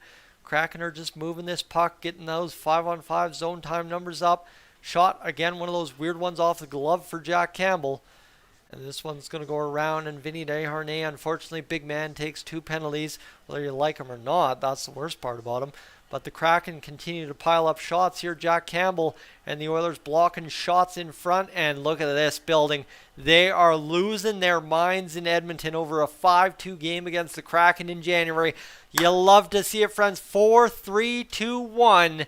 The Edmonton Oilers take home the victory at home against the Seattle Kraken, a 5-2 final. Thank you so much, everybody, for tuning into the live stream tonight. A big-time, much-needed victory. We move within 5 points of first place in the division. And hey, you know what? You want to change my opinions? How about do it live on live stream? We like to see it, friends. If you're heading out before you do that, you've enjoyed the live stream the last few minutes, make sure to hit that subscribe button on your way out. I'm going to take a quick bathroom break, and I'm going to be right back to record the post game. Then it's bedtime. Then it's course time. Then we'll do this crazy thing all over again tomorrow. Thank you for being here. Thank you for tuning in to Dolynny TV. Thank you to Coolid, Terry, and Flipperdo so much for the evening. They were fantastic with donating and allowing us to go ad-free the rest of the way home.